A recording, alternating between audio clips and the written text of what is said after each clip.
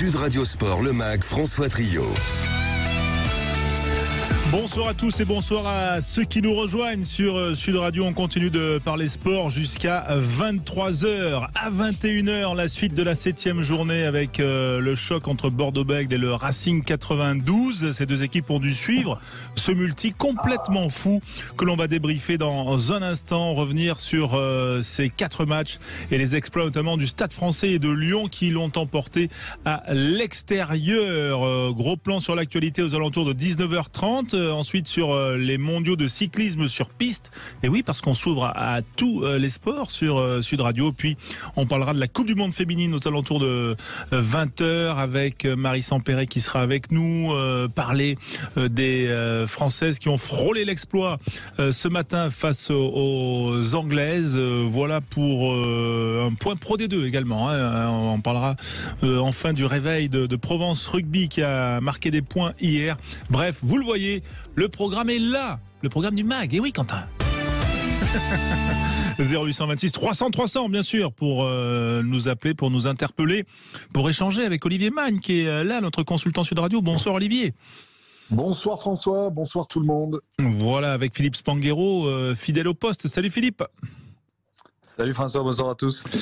Et ouais, et on va commencer quand même, on va rappeler Rémi Dos Santos les résultats de cette 7e journée parce que c'est vrai qu'il s'en est passé des choses depuis la victoire bonifiée de Toulouse, 45-7, 6 essais à 1 face à Brive. Il s'est passé des choses avec des rebondissements assez insensés dans ce multi du top 14. Exactement, avec la victoire de Castres, 39-22 face à Bayonne, un match longtemps serré que les Castrés ont réussi à décanter en fin de partie.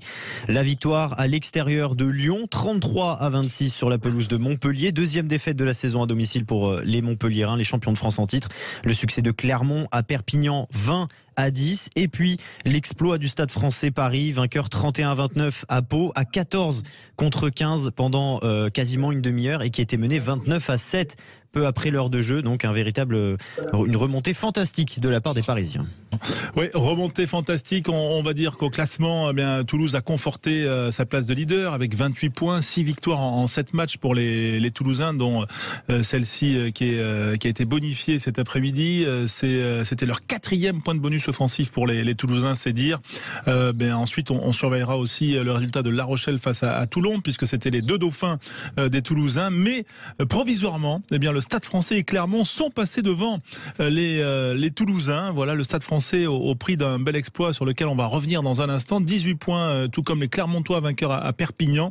Victoire également importante des Lyonnais, 17 points qui passent devant leur adversaire du jour, Montpellier, qui concède donc une deuxième défaite à domicile. Une troisième défaite de rang en plus. Oui, troisième défaite de rang, deuxième à domicile.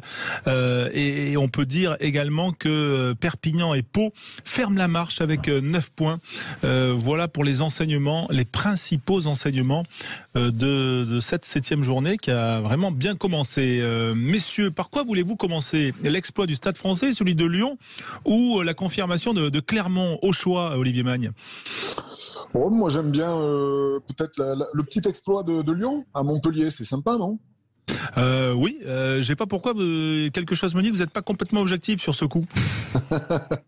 Non, mais en même temps, c'est vrai que là, il y a des bonnes choses du côté du Loup. On l'a vu la semaine dernière sur le match contre l'UBB, et on voit que c'est une équipe qui a beaucoup entrepris, qui a fait de très bonnes choses sur le match à Montpellier, et donc elle mérite évidemment sa victoire et sa place au classement. Donc plutôt content pour Xavier Garbajosa qui travaille fort avec son équipe et qui j'espère ne va pas s'arrêter en si bon chemin. Oui, et ça récompense aussi la jeunesse, parce que c'est vrai que Dumortier a fait un gros match, un doublé de Dumortier, mais surtout il a été très actif, très remuant. Il a posé énormément de problèmes à la défense montpelliéraine.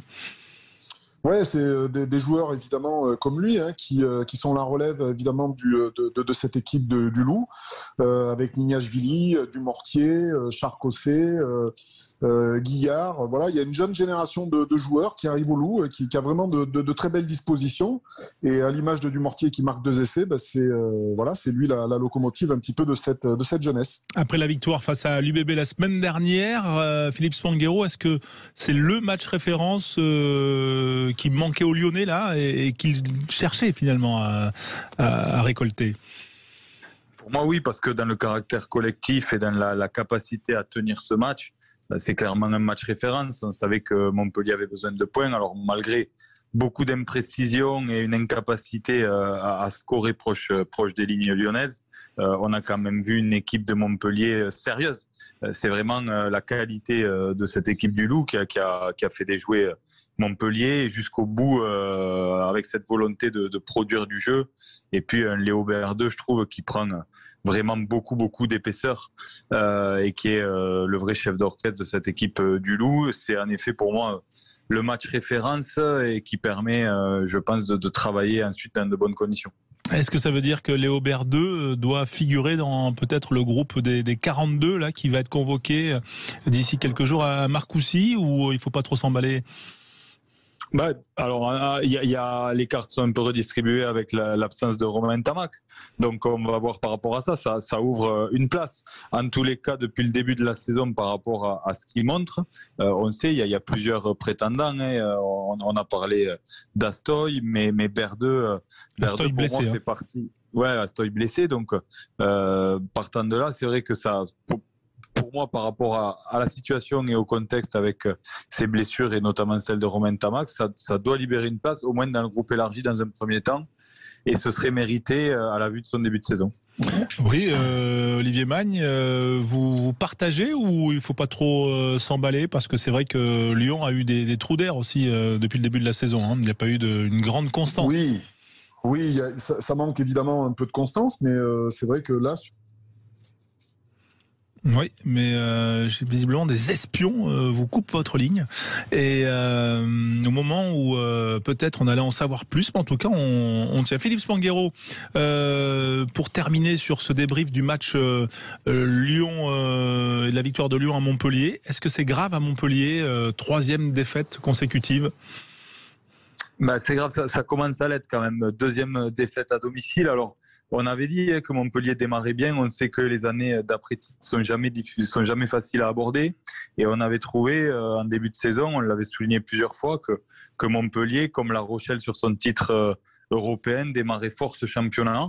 Mais c'est vrai que là, c'est un vrai coup d'arrêt. Cette défaite contre le Stade Toulousain, un Stade Toulousain remanié, où on ne pensait pas les Toulousains capables d'aller faire un coup au MHR, elle a fait mal dans les têtes. Et puis ensuite, à Castres, la semaine dernière, dans le contenu, les Montpelliérains n'ont pas su réagir et venir récupérer ces points perdus à domicile. Donc c'était un vrai test aujourd'hui contre cette équipe du Loup qui venait avec des ambitions, et Montpellier n'a pas su y répondre. Donc ça commence à faire beaucoup de points laissés en route. Donc on en parlera tout à l'heure. On voit que Toulouse est la seule équipe qui se détache vraiment, et que derrière Toulouse, c'est toujours un peu au coude à coude. Mais en l'occurrence, au-delà du plan comptable, il y a quand même une petite inquiétude par rapport au contenu du côté montpellier. Oui, et pourtant, il y a eu des beaux, on va dire des belles séquences, et notamment les 2 beaux essais de Léo Colli aux alentours de la demi-heure de jeu, qui confirment quand même le talent que l'on lui connaît, mais il le confirme au plus haut niveau. Et même si ça n'a peut-être pas tenu sur tout le match, il a été remplacé ensuite par Reinhard. Léo Colli, en tout cas, confirme l'étendue de son talent. On va se retrouver dans un instant pour continuer de débriefer, revenir sur l'exploit du Stade Français qui l'a remporté 31-29 à Pau, revenir également sur la belle forme des Clermontois. A tout de suite sur Sud Radio, le débrief de cette 7e journée continue. Sud Radio. Sud Radio. Parlons vrai. Parlons vrai. Sud Radio. Parlons vrai. Renault. 2012, Renault invente la voiture électrique pour tous. Aujourd'hui, Renault numéro 1 des ventes électriques en France entre dans une nouvelle ère avec nouvelle Renault Mégane E-Tech 100% électrique. 220 chevaux, soit 160 kW, pour une sensation de conduite hors du commun et jusqu'à 470 km d'autonomie. Découvrez le renouveau Renault pendant les journées portes ouvertes du 13 au 17 octobre et profitez d'une nouvelle Renault Mégane E-Tech 100% électrique. Étude de septembre 2022 de AAA Data, voire conditions sur Renault.fr. Pour les trajets courts, privilégiez la marche ou le vélo. À tout instant, écoutez Sud Radio, en voiture, au travail, depuis votre smartphone. Installez l'application Sud Radio depuis le Google Play ou l'App Store. EDF. Vous voyez cette télé-là? Oh bah non, évidemment. Eh bien dites-vous qu'elle a l'air éteinte, mais en fait elle est en veille et consomme toujours de l'électricité. C'est dommage pour une télé pas allumée. Alors qu'il suffit d'éteindre vraiment tous les appareils en veille et débrancher les chargeurs pour faire jusqu'à 5% d'économie sur sa facture annuelle. Ça fait partie des gestes utiles EDF pour faire des économies et préserver le système électrique. Je baisse, j'éteins, je décale. Découvrez les gestes utiles pour vous et pour tous sur edf.fr/gestes utiles. Source EDF. L'énergie est notre avenir, économisons-la. Sud Radio Périgueux. 104.9. Sud Radio. TF1. Salut, c'est Nikos Aliagas. La Star Academy revient pour écrire une nouvelle page de son histoire. 13 élèves vont intégrer le château pour vivre une aventure extraordinaire. Je vous donne rendez-vous pour la Star Academy ce soir à 21h10 sur TF1. En association avec les Indes radios. Mano Mano. En ce moment, pour faire des économies d'énergie, le bon réflexe, c'est de changer de chauffage. Ou bien de mettre un pull. Sur manomano.fr, retrouvez plus de 4000 produits pour baisser vos factures d'énergie. Comme les pompes à chaleur, les poêles à bois ou à granulés. Et aussi plein de conseils et services pour se lancer dans la rénovation énergétique. Par contre, pour le pull, c'est pas chez nous. Mano Mano. C'est tout de suite plus facile avec manomano.fr et son appli. Bricolage, maison, jardin, manomano.fr, vous pouvez le faire. À tous ceux qui sifflent sous la douche, mais toujours des morceaux qui n'existent pas. À ceux qui mettent la radio, mais qui n'entendent rien avec le bruit de l'eau. Et à celui qui retourne dans la salle de bain avec ses chaussettes. Et ben voilà, encore mouillé les chaussettes. En ce moment, pour son anniversaire, Intermarché offre 50% en avantage carte sur tous les rayons shampoing des 7 € d'achat dans ce rayon. Et c'est aussi au drive et en livraison. Intermarché, tous unis contre la vie chère. Jusqu'au 16 octobre, hors promotion en cours, modalité sur intermarché.com. Regarde là-bas. Oh, quel look. Et rien ne l'arrête. Il est tellement robuste. Un vrai aventurier, ce nouveau Duster. Nouveau Duster. Design réinventé et toujours l'essentiel au meilleur prix. Pendant les jours essentiels du 13 au 17 octobre, nouveau Dacia Duster est à partir de 6 € par jour, soit 180 € par mois, avec 4 ans d'entretien inclus. Offre réservée aux particuliers, valable pour Duster hors option en LLD des 49 mois aux 50 000 km aussi à Cordiac. Conditions sur dacia.fr. Pour les trajets courts, privilégiez la marche ou le vélo. Sud Radio Sport, le MAG, François Trio. Le MAG avec nos consultants Philippe Spanghero, Olivier Magne qui sont avec nous, bien sûr, avec vous au 0826 300 300 ou sur le hashtag SRR Sud Radio Rugby sur les réseaux sociaux. Rémi Dos Santos est là, Quentin Camanis aussi, Loïc Talley-Gilliard également pour vous aider sur les réseaux. Bref, toute l'équipe est réunie, soudée pour débriefer de ces résultats de la 7e journée du top 14 et notamment de cet exploit complètement fou du Stade Français. Vous avez suivi, Rémi, ce match pour nous. Racontez-nous quand même, parce qu'il y a eu 4 essais à 2, mais à un moment, on est bien d'accord que le Stade Français était mené 29-7, hein, si j'ai bien suivi d'un œil votre match. Exactement, 29-7 à peu près la 65e minute de jeu.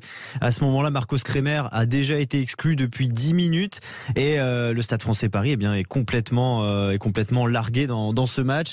Multiplie les fautes de main, multiplie les pénalités, ce qui a d'ailleurs coûté cet écart de 22 points, puisque Zach Henry a enquillé les points au pied avec 19 points, tout simplement, à lui tout seul, avec le doublé d'Yves Péfan évidemment. Et puis à 10 minutes de la fin, cette équipe du Stade Français Paris s'est réveillée, j'ai envie de dire. Révoltée, exactement. Et l'équipe paloise, elle, au contraire, est retombée dans ses travers, a fait des fautes à son tour, a perdu des mêlées, a été pénalisée. Et JJ Van Der Mecht a marqué.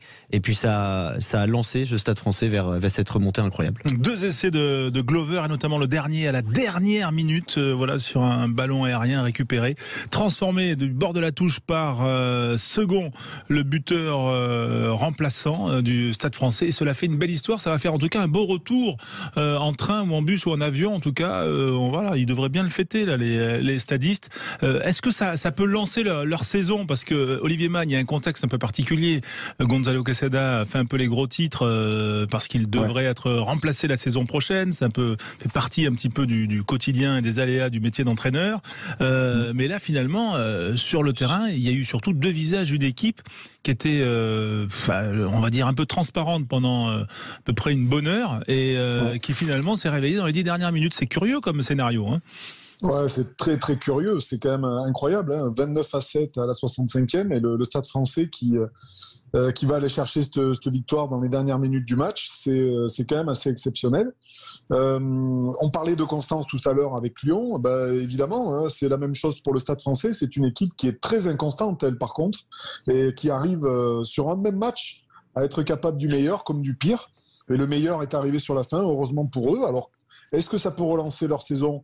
Oui, sincèrement, je pense que c'est une équipe qui va avoir son mot à dire dans le championnat parce qu'il y a de la qualité. Il y a un entraîneur certainement très, très remonté qui a envie de terminer sa saison du mieux possible. Donc voilà, c'est une équipe qui peut-être va se nourrir un petit peu de cet environnement un peu hostile qui permettra, j'imagine, à cette équipe du Stade Français de réussir sa saison. Oui, il va être dur à virer là quand même, Gonzalo Quesada, Philippe Spanghero, non ? Ouais, mais c'est toujours comme ça, mais dur à virer, je sais pas. En tous les cas, voilà, son bail visiblement doit arriver à terme à ce moment-là, et on en a déjà parlé. Je pense que c'est un changement de cycle, peu importe ce qui se passera cette saison. Et si ça se finit sur une bonne note, tant mieux pour Gonzalo, parce que je pense que s'il y en a un qui le mérite, c'est bien lui, parce qu'il aura quand même beaucoup apporté à cette équipe. Et je l'ai déjà dit, je pense que c'est peut-être le bon moment. Il a quand même une durée de vie très longue dans cette équipe du Stade Français. Mais en tous les cas, aujourd'hui, cette équipe, elle lui a fait honneur. Elle intègre le top 6. C'est toujours un peu bizarre avec le Stade Français. Alors, ils tiennent sans doute leur match référence dans le caractère et dans la capacité de réaction. Parce que finalement, on n'a pas été impressionné depuis le début de saison par cette équipe. Elle souffle vraiment le chaud et le froid.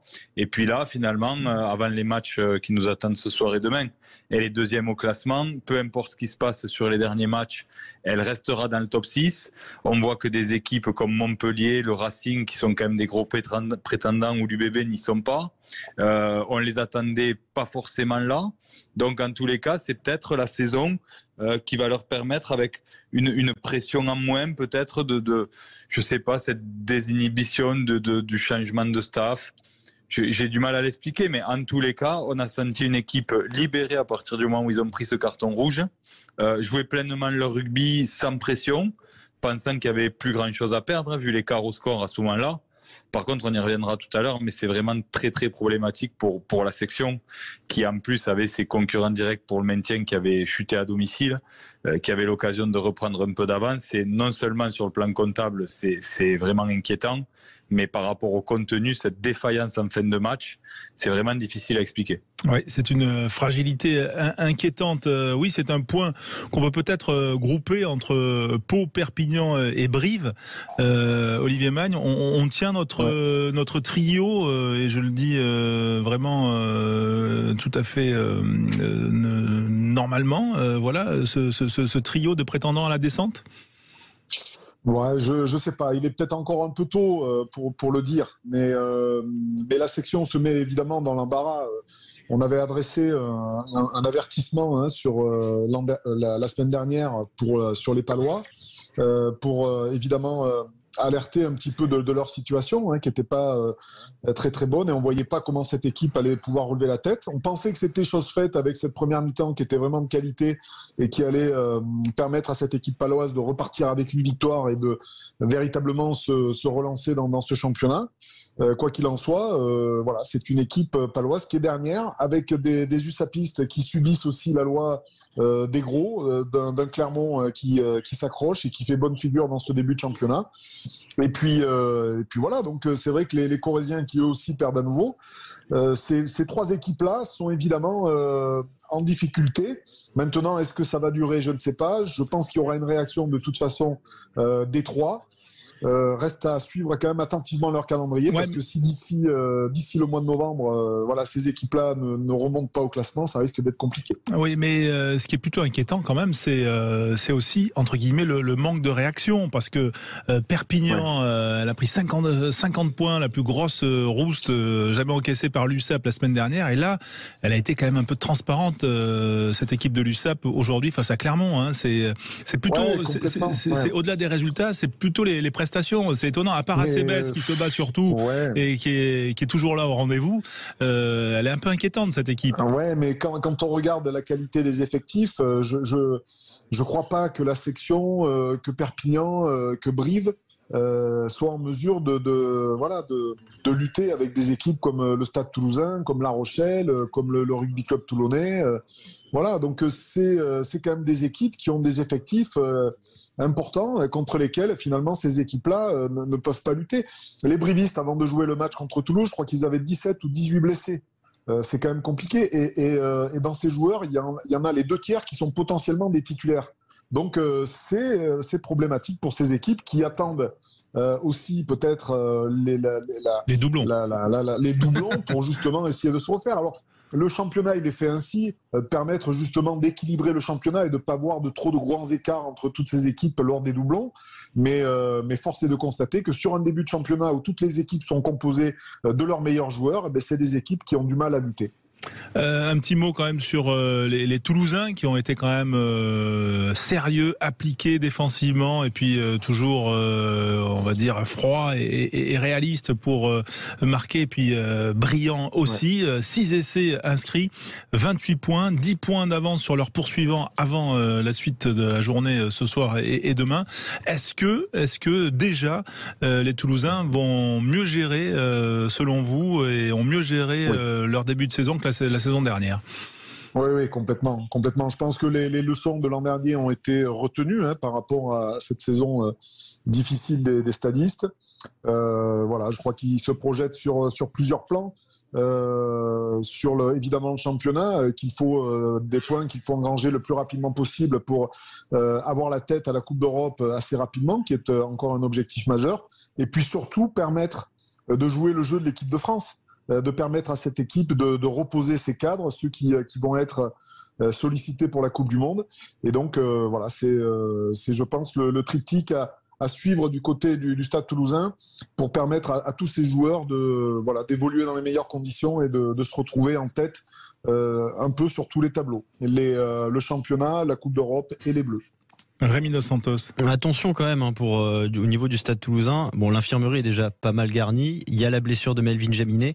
On n'en sait pas beaucoup plus pour l'instant, mais ça a l'air quand même assez sérieux au niveau de la cheville. Au niveau du jeu en lui-même, on a quand même eu pas mal de scorés au niveau des touches.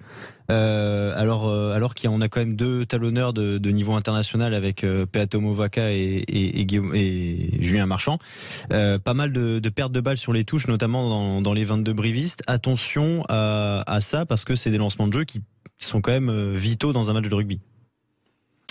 Oui, mais après, le Stade Toulousain, je pense qu'ils sont encore en train de régler toutes les arrivées. Tout n'est pas, c'est pas un rugby parfaitement léché, quoi qu'il en soit. Moi, ce qui me rassure avec cette équipe-là, c'est que c'est une équipe qui joue ce rugby d'initiative, de vitesse, de prise de risque, et qui est gagnant. Donc, je pense que ça doit aussi inspirer d'autres équipes pour essayer de pas rentrer dans un rugby restrictif, dont on pourrait penser qu'il amènerait finalement à grappiller quelques points par-ci, par-là, mais qui ne permettrait pas à une équipe, sur la durée en tout cas, d'exister dans ce championnat. Donc je suis bien content de voir le Stade Toulousain pratiquer ce jeu-là et avoir la réussite qu'elle a, même si tout n'est pas parfait du côté des stadistes. Ouais, tout n'est pas parfait. Philippe Spanghero, on a appris de l'an dernier. On va mieux gérer les doublons, selon vous, par rapport à ce qu'on voit là, sur ces 7 premières journées, 6 victoires, donc 4 bonifiés. Quand on voit cette feuille de stats, elle est énorme quand même de la part des Toulousains. Il n'y a qu'un couac, c'est à Pau. Ouais, c'est assez impressionnant ce début de saison. Alors, est-ce qu'on a appris? Je pense qu'ils ont toujours su que cette période de doublon, elle était délicate à aborder, mais ils ont surtout compris à quel point ça leur avait coûté cher la saison dernière et l'énergie qu'ils avaient dû déployer en fin de parcours avec notamment ce passage par les barrages. Donc, de toute façon, c'est sûr qu'ils ont compris qu'il fallait engranger un maximum de points. Et puis, la capacité du Stade Toulousain, c'est aussi d'avoir cette profondeur de banc. Quand on voit ce match à Montpellier, par exemple, où on se dit, ils font vraiment tourner, on se dit presque que c'est limite respectueux avec le petit frère Retière qui fait sa première apparition avec les pros, avec Bonneval qui est remis titulaire, qui joue très très peu ces derniers mois. Et quand on voit à quel point ces jeunes-là se mettent au niveau et même amènent une plus-value sur le match de Montpellier, par exemple, on voit à quel point la profondeur du banc toulousain est importante et c'est ça qui fait la différence aujourd'hui. C'est que malgré tout, ils tirent quand même pas trop sur la corde des cadres et ils arrivent à jouer à plein avec le turnover malgré des blessures qui commencent à s'accumuler. Et donc c'est clair que aujourd'hui, malgré des petites scories, parce qu'il y en a toujours à domicile contre Clermont, malgré l'ampleur du score, on en a parlé. Il y a pas mal de scories aussi, mais par contre, ils ont une capacité à être réaliste sur les ballons de récupération qui est terrible pour les adversaires. Et c'est notamment le cas contre Brive aujourd'hui. Sur les 2 premiers essais en début de match, ça part de ballons de récupération dans le camp toulousain. Oui. Donc voilà, ça explique cette réussite. Et en tout cas, ça justifie qu'ils en soient là et qu'ils aient creusé à ce point l'écart sur le plan comptable déjà si tôt dans la saison.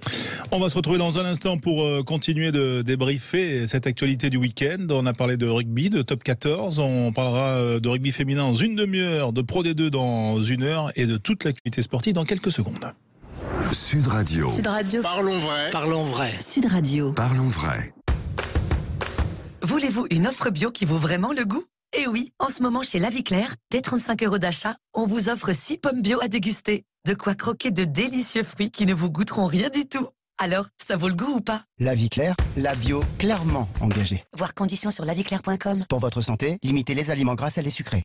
L'info s'écoute, se vit et se lit sur sudradio.fr ou votre application Sud Radio. Canapé, fauteuil, décoration, c'est le grand déstockage chez Château d'Ax. Profitez de promotions imbattables jusqu'à moins 60%. C'est le moment de vous offrir le canapé italien de vos rêves à un prix exceptionnel. N'attendez plus, le grand déstockage Château d'Ax, c'est une fois dans l'année et c'est maintenant. Château d'Ax, fabricant de salons depuis 1948, dans la limite des stocks disponibles. Sud Radio Nice. 97.9. Sud Radio. Si Camille ne prend pas sa voiture pour aller à la boulangerie, ce n'est pas parce qu'avec son assurance auto Petit Rouleur Alliance, moins elle roule, moins elle paye. Non, c'est parce qu'elle n'a jamais su résister à un éclair au chocolat.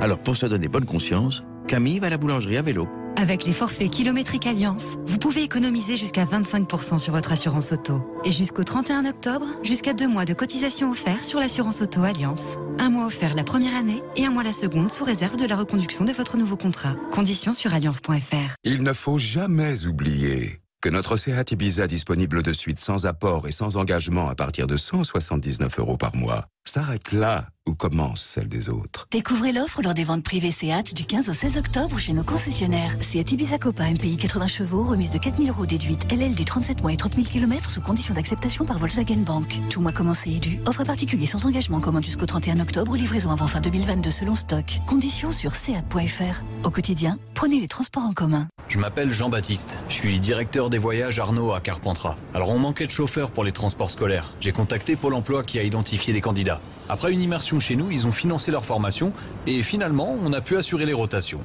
Si comme Jean-Baptiste, vous recherchez des candidats dans votre secteur, faites appel à Pôle emploi. Sélection de candidats, financement de formation, immersion, nos conseillers vous aident à recruter. Contactez-nous sur pôle-emploi.fr ou au 39 95. Pôle emploi, on est là pour vous.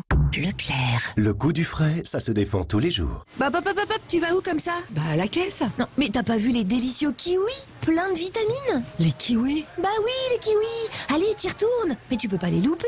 C'est 1,95 € le lot de 4, soit 49 centimes la pièce. 1,95 €?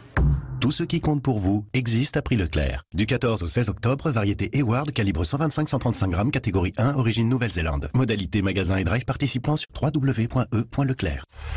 Sud Radio Sport, le MAG, François Trio.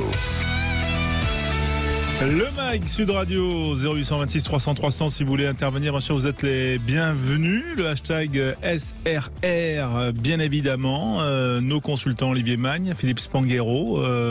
Voilà, on va revenir sur l'actualité sportive qu'on va élargir après cette large page rugby et on va bien sûr grâce à Quentin Cabanis revenir sur les temps forts de l'actualité du jour et notamment la 11e journée de Ligue 1. On espérait voir un nouveau leader, peut-être les Merlus de Lorient. En tout cas, ils en avaient la possibilité aujourd'hui avec le coup d'envoi de la rencontre entre Lorient et Reims qui a été donné à 17h et au final 0-0 entre les deux équipes. Lorient qui conserve donc sa deuxième place mais qui ne revient pas à hauteur du Paris Saint-Germain. Hier, pour l'ouverture de cette 11e journée de Ligue 1, Lille a largement dominé Strasbourg à la Méno. Score final 3-0 avec notamment un nouveau doublé de Jonathan David qui a déjà inscrit 9 buts en 11 journées cette saison.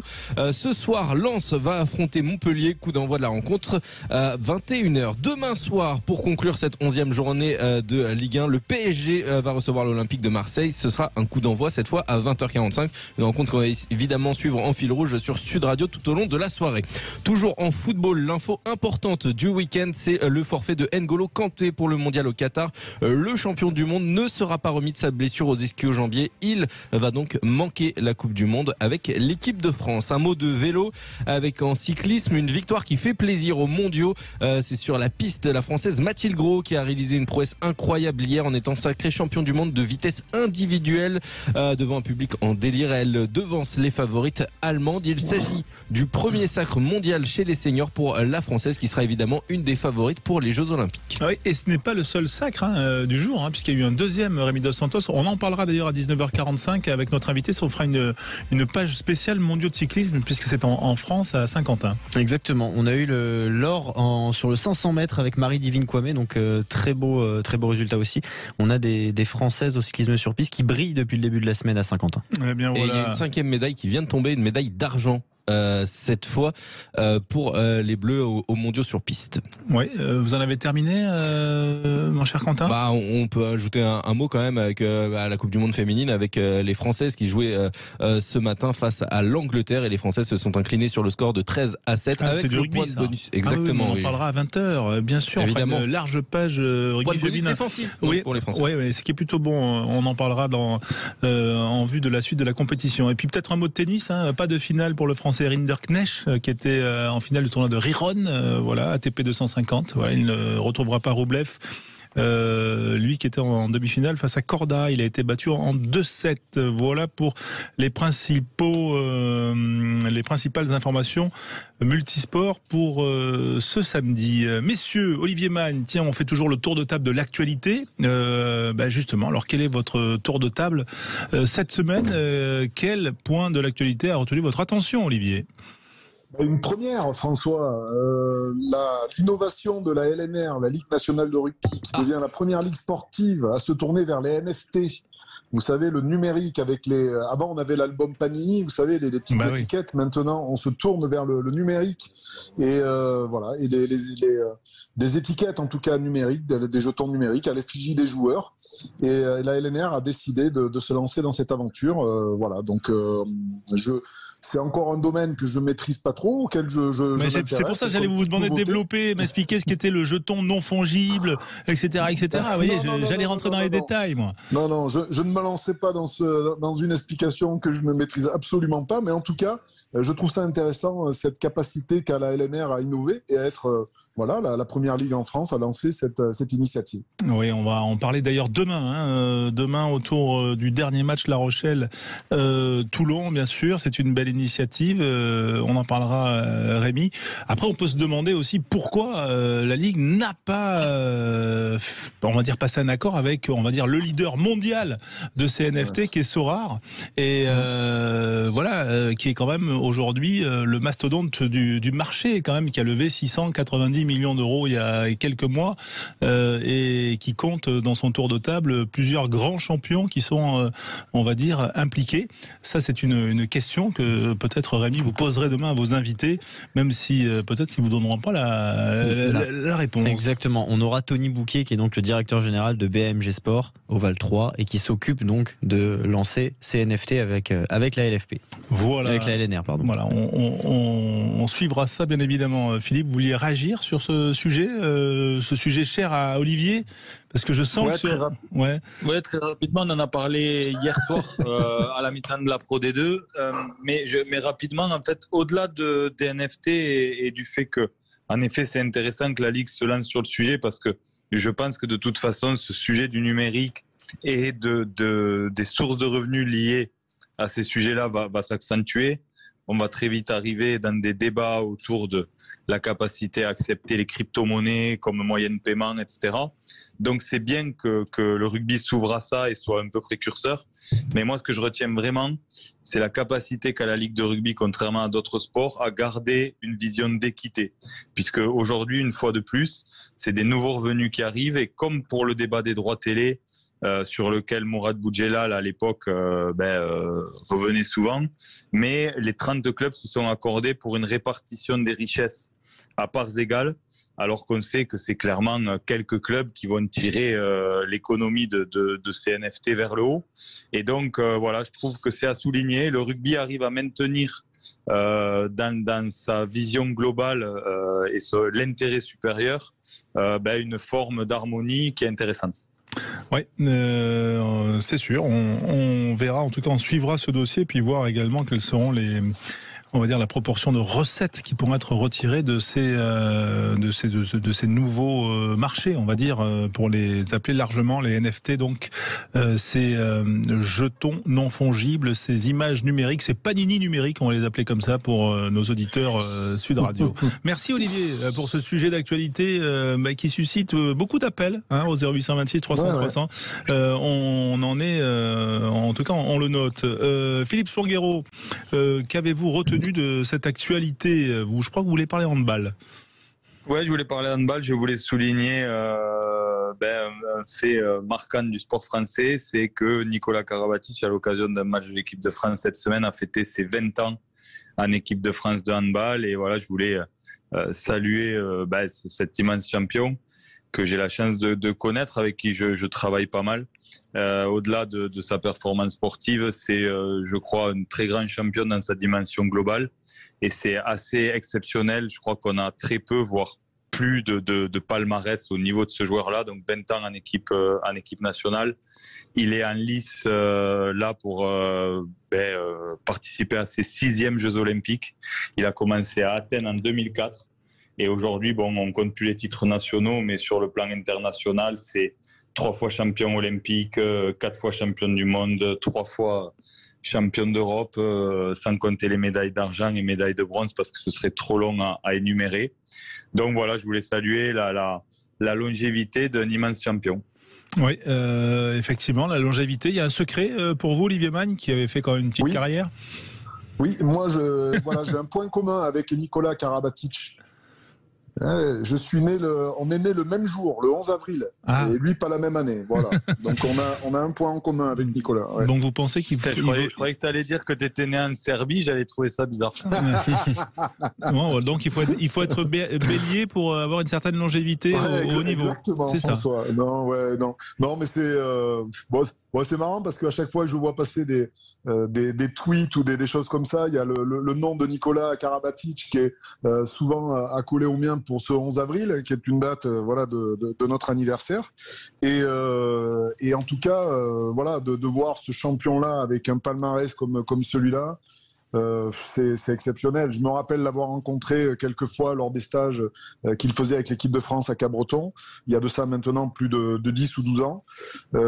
C'est exceptionnel. 20 ans en équipe de France. C'est quand même incroyable la longévité que peut avoir ce joueur-là. Voilà. Il n'y en a pas beaucoup des comme ça. Il y en a un tous les 30-40 ans.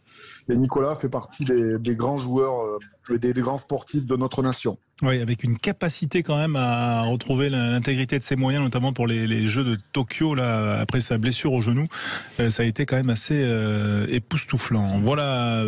Juste, pardon François, juste pour terminer, au-delà de la partie sportive, c'est un joueur, alors avec son frère Lucas, parce qu'ils sont ensemble dans ce projet, mais qui a vraiment pris la mesure de ce que doit être un sportif dans sa dimension globale.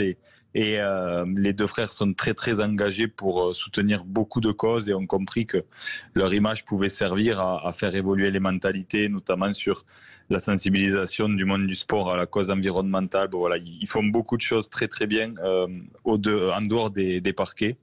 Et voilà, donc on a la chance d'avoir ce grand champion qui porte nos couleurs et qui peut-être les portera pour des 6e Jeux Olympiques en 2024 à Paris. Des parquets de Mans, on n'a pas le parquet de Montpellier, parce que voilà. Non, c'était une petite.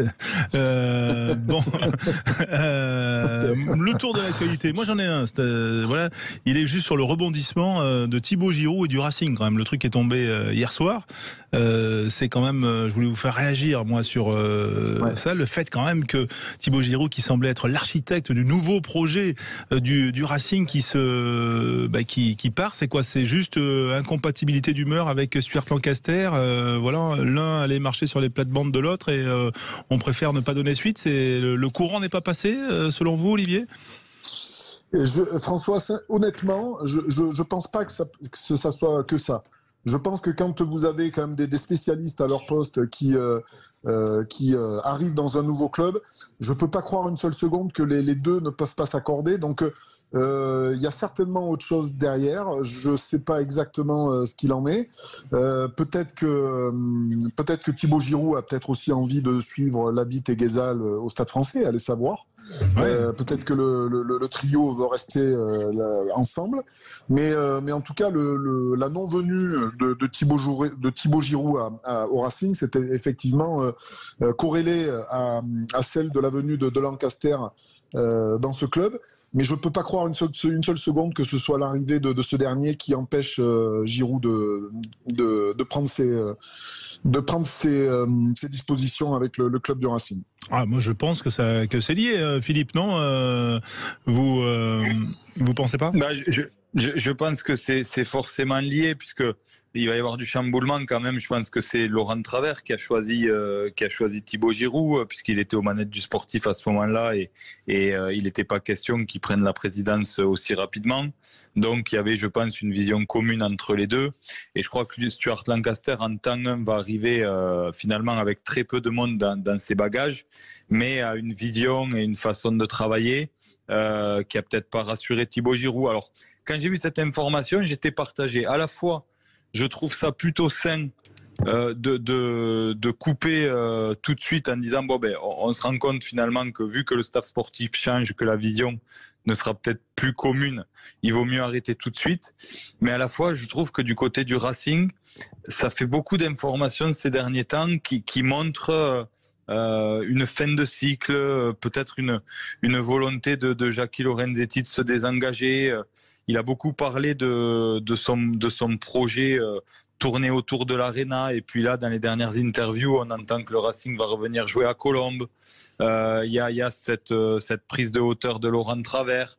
J'ai l'impression qu'il y a une petite période de flottement du côté du Racing, et l'annonce autour de Thibaut Giroud renforce un peu ça. Oui, à suivre en tout cas, et nous le suivrons bien sûr sur Sud Radio comme nous suivons tous les dossiers. Petite question quand même, il y a Loïc, notre monsieur réseaux sociaux, qui a une petite question pour Olivier Magne sur l'arrivée d'un joueur néo-zélandais, George Bridge, c'est ça, à Montpellier. Ouais, est-ce que l'arrivée de George Bridge, ça va peut-être apporter quelque chose à Montpellier, et surtout est-ce que c'est une prémisse de la post-Coupe du Monde 2023 avec une arrivée massive des All Blacks en France ou en Europe, on va dire? Je pense, oui, que les All Blacks qui ont évidemment régulièrement ces envies-là d'aller jouer dans les pays étrangers, que ce soit au Japon ou en France, en Europe, pour essayer aussi d'avoir des gros contrats, parce qu'il y a un aspect évidemment économique très très important du côté néo-zélandais. Donc ils n'hésitent pas à partir voire quelques années avant la Coupe du Monde, pour évidemment gagner leur vie, gagner un peu d'argent. Et l'arrivée de George Bridge à Montpellier, moi je pense que c'est évidemment une très bonne nouvelle pour Montpellier, parce que George Bridge c'est un excellent joueur de rugby, il va apporter énormément à cette équipe, mais je pense effectivement que c'est pas le dernier joueur néo-zélandais qui risque de débarquer en Europe l'année prochaine, c'est sûr. Eh bien, là aussi, on suivra bien sûr tous ces dossiers transferts qui vont animer la saison. La suite, tout de suite, on va revenir sur l'omnisport et notamment sur les mondiaux de cyclisme sur piste sur Sud Radio. Sud Radio. Sud Radio. Parlons vrai. Parlons vrai. Sud Radio. Parlons vrai. Mamie Chantal, après toutes ces pubs Akena, t'as plus rien à raconter. Tu rigoles de genoux, quoi. Il y a plein de nouveautés chez Akena. Non mais une véranda, c'est une véranda. Je te ferais dire que chez Akena, il y a aussi les abris auto et des pergolas. Et tout est sur mesure. Alors oui, ce sont des pros du choix, mon petit gars. Ça va, t'enflamme pas. Plus rien à raconter. Non mais je rêve. Akena, la reine des vérandas. Et des pergolas. Choisir le fromage Grana Padano, c'est embrasser les valeurs italiennes qui le rendent unique. Le savoir-faire des fromagers, les traditions, le plaisir de la table, la passion et le bien-être. Parce que dans le goût de Grana Padano, on retrouve le goût de l'Italie. Une émotion à partager, un goût que tout le monde aime. Grana Padano, une émotion italienne. Pour votre santé, évitez de grignoter. Il ne faut jamais oublier que notre Seat Ibiza disponible de suite sans apport et sans engagement à partir de 179 € par mois s'arrête là où commence celle des autres. Découvrez l'offre lors des ventes privées SEAT du 15 au 16 octobre chez nos concessionnaires. SEAT Ibiza Copa MPI 80 chevaux, remise de 4 000 € déduite, LL du 37 mois et 30 000 km sous condition d'acceptation par Volkswagen Bank. Tout mois commencé et dû. Offre particulier sans engagement, commande jusqu'au 31 octobre, livraison avant fin 2022 selon stock. Conditions sur seat.fr. Pensez à covoiturer. Sud Radio à Brignoles en DAB+. Sud Radio. Brutos, t'as souscrit un contrat prévoyance? Pas besoin. Brutos, plus grand gladiateur du monde. Oui, mais là, c'est quand même un tigre. Brutos, plus fort. Viens, Minou. Viens. Oh, Brutos, méchant Minou. Ne pas anticiper l'avenir, c'est du passé. Avec les offres prévoyance d'Aesio Mutuelle, mettez vos proches à l'abri en cas d'accident de la vie, d'invalidité ou de décès et bénéficiez d'une assistance renforcée. C'est ça, la mutuelle d'aujourd'hui. Informations et conditions en agence ou sur aesio.fr. Pour faire des économies d'énergie, le point Flex, c'est de changer de chauffage. Ou bien de mettre un pull. Sur manomano.fr, retrouvez plus de 4000 produits pour baisser vos factures d'énergie, comme les pompes à chaleur, les poêles à bois ou à granulés. Par contre, pour le pull, c'est pas chez nous. C'est tout de suite plus facile avec manomano.fr et son appli. Bricolage, maison, jardin, manomano.fr, vous pouvez le faire. Quand Eric a entendu parler des plus que forfaits Orange, il a été... Plus que surpris. Forcément, un téléphone à petit prix avec de super services, ça fait... Plus que rêvé. Mais comme c'était bien réel, Eric était... Plus que content. Avec les plus que forfaits 150 Go 5G ou 220 Go 5G, profitez de super services et de téléphones à petit prix. Orange. Valable jusqu'au 16 novembre pour les nouveaux clients des plus que forfaits avec engagement 24 mois. Conditions en boutique et sur orange.fr. 5G uniquement en zone déployée avec terminal compatible. Couverture sur réseau.orange.fr. Sud Radio Sport, le MAG, François Trio. Dans 10 minutes, on parlera de la Coupe du Monde féminine de rugby, mais pour l'heure, place aux mondiaux de cyclisme sur piste. Voilà où les dames ont plutôt également brillé depuis hier. Rémi Dos Santos, et on accueille d'ailleurs votre invité pour parler aussi de cet événement que sont donc les mondiaux à Saint-Quentin en Yvelines. Oui, merci François. Bonsoir Christophe Manin. Bonsoir. Oui, je vous présente DTN de la Fédération française de cyclisme, évidemment en plein milieu de ces championnats du monde à Saint-Quentin. Déjà, première question, comment se passe au niveau engouement, au niveau spectateur, ces mondiaux qui vont se terminer demain soir ? Alors, il se passe très bien. Il y a exactement 3-4 minutes. Donc, les 5000 spectateurs là qui sont présents aujourd'hui, le vélodrome est plein. On vibrait au son de la Marseillaise pour le type de Marie-Divine Kouamé. Donc, il y a beaucoup d'ambiance. Évidemment, on s'y attendait. Les Français sont soutenus par le public. Et puis voilà, on est parti plutôt doucement au niveau des résultats, mais là ça monte en puissance. Et puis comme vous disiez, c'est les filles qui tirent le cyclisme sur piste à son avantage. Oui, 5 médailles depuis le début de la semaine, enfin depuis jeudi, puisque ça a débuté jeudi. La médaille d'or de Marie-Divine Kouamé, vous l'avez dit, sur le 500 mètres tout à l'heure. Il y a eu la médaille d'argent de Melvin Landerneau sur le 1000 mètres. La médaille d'argent également sur le Madison pour Clara Copponi et Valentine Fortin, qui ont, en poursuite par équipe, ont eu la médaille de bronze. Aussi, ouais. Exactement. Et puis surtout, parce que actuellement, ça reste l'exploit, le temps fort de ces mondiaux, c'est la médaille d'or de Mathilde Gros sur la vitesse individuelle, qui est la discipline, l'une des disciplines phares du cyclisme sur piste. Oui, parce que dans les 5 médailles que je vais citer, il y a 3 disciplines olympiques, donc la poursuite par équipe, le Madison là, des 2 filles qui viennent faire argent, et puis la vitesse individuelle qui est un peu le 100 mètres, notre 100 mètres à nous, l'épreuve phare du cyclisme sur piste dans la catégorie sprint. Ouais. Mathilde Gros, ce titre, il vient récompenser une athlète qui monte en puissance et qui est l'une des meilleures du monde depuis plusieurs années, qui n'arrivait pas à atteindre ce Graal de la victoire aux mondiaux. Cette fois, c'est fait, c'est devant son public. C'est 23 ans après le dernier titre, c'était 99, si je ne me trompe pas. Exactement. Qu'est-ce que ça représente? C'était à Berlin, si je ne m'abuse. Qu'est-ce que ça représente ce titre pour Mathilde Gros aujourd'hui? Je crois que c'est la récompense d'un travail très dur de ces derniers mois. Mathilde Gros, on se souvient, elle est arrivée, elle a fait des débuts fracassants dans le cyclisme avec des titres en junior, en U23, des titres mondiaux. Et puis après, il y a eu, elle a un petit peu plafonné là. Et puis il y a eu les Jeux Olympiques qui étaient un objectif et qu'elle a certainement pas réussi à la hauteur de ses ambitions. Et derrière, une vraie remise en cause avec changement un peu d'entourage, changement d'entraîneur, changement de préparateur mental. Donc puis un travail acharné depuis quelques mois, beaucoup de préparation physique et puis avec ses résultats. Et j'associe Marie-Divine Kouamé qui est un peu dans la même, évidemment, qui s'entraîne à notre Pôle France ensemble. Donc on a les récompenses du travail qui est produit par les entraîneurs et les sportifs sous la houlette des entraîneurs. Est-ce qu'on peut dire que ces championnats du monde à Saint-Quentin sont une répétition pour les Jeux de Paris 2024 ?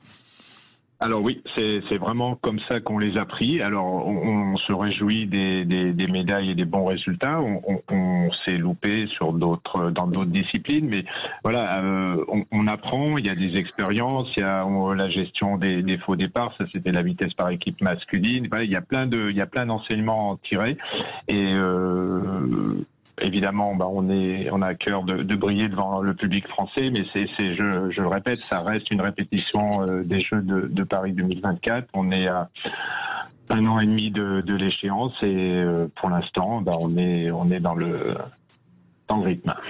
Est-ce que justement on est sur des mondiaux qui ont valeur de test à 100% par rapport aux JO, parce que on sait que sur les années précédentes et souvent sur les années précédant les Jeux ou peu de temps avant les Jeux, il y a certaines nations qui ne viennent pas forcément avec leurs meilleurs atouts. Alors les Néerlandais sont plutôt là, mais on pense notamment aux Britanniques qui eux sont quasiment absents sur les 4 années des Olympiades, mais sont évidemment trust les podiums au niveau des JO.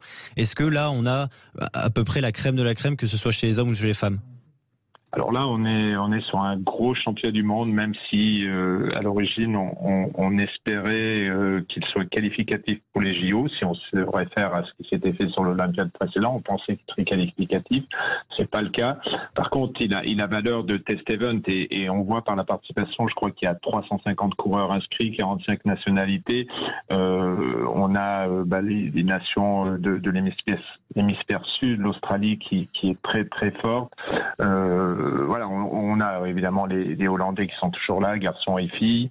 Les Anglais, ils sont très forts. Ils en ont un là qui est en lice pour qui est en tête actuellement de l'Omnium. Donc je pense qu'il y a la quantité et la qualité de coureurs, et je pense qu'il y a chaque nation vient ici pour faire aussi il y a beaucoup de vidéos, d'analyses et il y a beaucoup d'informations à prendre, ce qu'on appelle la data pour préparer les Jeux Olympiques. Donc c'est toujours un vrai championnat du monde, mais c'est un championnat du monde de très haut niveau. Et est-ce que il y a eu déjà des petits points que vous avez vus à améliorer? Alors pas forcément dans le cadre du sportif, je parle vraiment dans l'organisation, dans les déplacements des athlètes, dans tout ce qui est hôtellerie, tout ça, puisque au niveau des JO, on est évidemment sur un événement qui est amplifié. Donc oui, ce championnat du monde, moi je m'occupe de la partie équipe de France et évidemment, on l'a dit, c'est une répétition générale avant les JO de Paris, mais c'est sur la partie organisation également une générale avec en ce moment les personnels de Paris 2024 qui sont là un peu pour voir comment ça se passe, puisque la Fédération française de cyclisme a pour ambition de délivrer les JO et de faire partie de l'équipe d'organisation. Donc effectivement, on est scruté aussi sur nos capacités à organiser une belle manifestation. Donc il y a des petits trucs encore à régler, mais dans l'ensemble ça se passe pas mal. Eh bien, on espère que ça va surtout continuer comme ça, ces mondiaux de cyclisme donc à Saint-Quentin-en-Yvelines. On vous remercie d'avoir été avec nous, bien sûr, sur Sud Radio, où on aime parler de tous les sports. Merci Rémi. Merci Christophe Manin. Je vous en prie, au revoir. À très bientôt. On se retrouve dans un instant pour continuer à parler de sport et de rugby. La Coupe du Monde féminine au menu, bien sûr, suivi de la Pro D2. Puis on ira du côté également de Bordeaux-Bègles pour l'avant-match entre l'UBB et le Racing. À tout de suite. Sud Radio. Sud Radio. Parlons vrai. Parlons vrai. Sud Radio. Parlons vrai. 1965. Renault invente la première berline française avec Aion, Renault 16. 2021, Renault lance Renault Arcana E-Tech Full Hybride, le SUV qui réinvente la berline. Et en 2022, n'attendez plus votre nouvelle voiture. Renault lance Renault Arcana E-Tech Full Hybride Fast Track, encore plus équipé et disponible sous 30 jours. Découvrez le renouveau Renault pendant les journées portes ouvertes du 13 au 17 octobre et profitez de Renault Arcana RS Line Fast Track E-Tech Full Hybride 145. Voir conditions sur Renault.fr. Pensez à covoiturer. Canapé, fauteuil, décoration, c'est le grand déstockage chez Château d'Ax. Profitez de promotions imbattables jusqu'à moins 60%. C'est le moment de vous offrir le canapé italien de vos rêves à un prix exceptionnel. N'attendez plus, le grand déstockage Château d'Ax, c'est une fois dans l'année et c'est maintenant. Château d'Ax, fabricant de salons depuis 1948, dans la limite des stocks disponibles. Sud Radio Albi. 101.2. Sud Radio. Ça, c'est Emma qui ne dort pas à cause d'une méchante angine. Ça, c'est Emma à qui on a donné des antibiotiques pour la soulager de sa méchante angine. Et ça, c'est Emma qui, n'est pas soulagée parce que les antibiotiques, ça ne marche pas contre les virus comme celui de sa méchante angine. Allez, courage Emma. Et courage les parents. Les antibiotiques, bien se soigner, c'est d'abord bien les utiliser. Pour en savoir plus, rendez-vous sur antibiomalin.fr. Ceci est un message du ministère de la Santé et de la Prévention, de l'Assurance Maladie et de Santé Publique France. Eden Auto, des milliers de véhicules d'occasion de grande marque révisés et garantis, vendus par vos concessionnaires. Traité avec un pro comme Eden Auto, c'est l'assurance d'un achat et d'une vente en toute confiance. Retrouvez sur edenauto.com toute la gamme de nos véhicules hybrides et électriques. Edenauto.com, l'occasion multimarque de vos concessionnaires. Pensez à covoiturer. Leclerc. En fait, c'est pas compliqué de percer dans la vie. Percer? C'est pas évident, tout le monde n'a pas les moyens de... 29,90 €. Quoi, 29,90 €? C'est le prix de la perceuse à percussion de 20 volts sans fil avec 13 accessoires chez Leclerc. 29,90 €? Oui, une perceuse avec 3 modes, vissage, perçage et percussion. Ah oui, alors là, ok, c'est facile de percer. Tout ce qui compte pour vous existe à prix Leclerc. Du 11 au 22 octobre, modalités et magasins participants sur www.e.leclerc. Oh, regarde, c'est la nouvelle Dacia Spring. T'as vu ce style et cette énergie? Et 100% électrique. Nouvelle Spring 100% électrique. Design réinventé et toujours l'essentiel au meilleur prix. Pendant les jours essentiels du 13 au 17 octobre, nouvelle Dacia Spring est à partir de 4 € par jour, soit 120 € par mois avec 4 ans d'entretien inclus. Offre réservée aux particuliers valable pour Spring hors option en LLD 49 mois ou 40 000 km si accordiaque. Conditions sur dacia.fr. Au quotidien, prenez les transports en commun. – 20h passées d'1 minute sur Sud Radio. Parlons vrai. On parle vrai bien sûr, on continue à parler sport dans 1 heure, le match UBB Racing 92 suite de cette 7e journée du top 14. Mais avant cela, on va parler info tout de suite avec Valentin Bonjean. Bonsoir Valentin. Bonsoir à tous. La CGT va poursuivre la grève sur les 5 sites de Total Energy, poursuite du mouvement malgré la signature d'un accord hier entre la CFDT et la CFE-CGC et la direction du groupe. Il prévoit une augmentation des salaires jusqu'à 7% l'an prochain. C'est insuffisant, estime la CGT qui demande 10% d'augmentation. Face à la pénurie de carburant, 27% des stations-service sont en rupture sur au moins un type de produit aujourd'hui. Elles étaient 28% hier selon le gouvernement. Les difficultés pour faire le plein, c'est ce qui a poussé à l'annulation de nombreux matchs de football amateur ce week-end, que ce soit en Occitanie, dans les Hauts-de-France, en région Centre-Val de Loire ou encore en Île-de-France. Alors que près de la moitié des réacteurs nucléaires français sont à l'arrêt, EDF repousse la date de redémarrage de 5 d'entre eux. Le groupe ne précise pas si ces retards sont liés au mouvement social en cours. 6 sites étaient touchés par des mouvements sociaux hier. Les grévistes demandent des revalorisations de salaire face à l'inflation. Et à la une de l'actualité également, les hommages de Pape Ndiaye à Samuel Paty aujourd'hui, 2 ans après l'assassinat du professeur d'histoire-géographie au collège de Conflans-Sainte-Honorine. Le ministre de l'Éducation nationale s'est exprimé lors d'une cérémonie organisé à la Sorbonne. L'espoir et la considération qu'il avait pour les jeunes font partie de ces forces qui font tenir ensemble la République. C'est la déclaration du ministre en évoquant l'enseignant tué en 2020 par un terroriste pour avoir montré des caricatures du prophète en classe.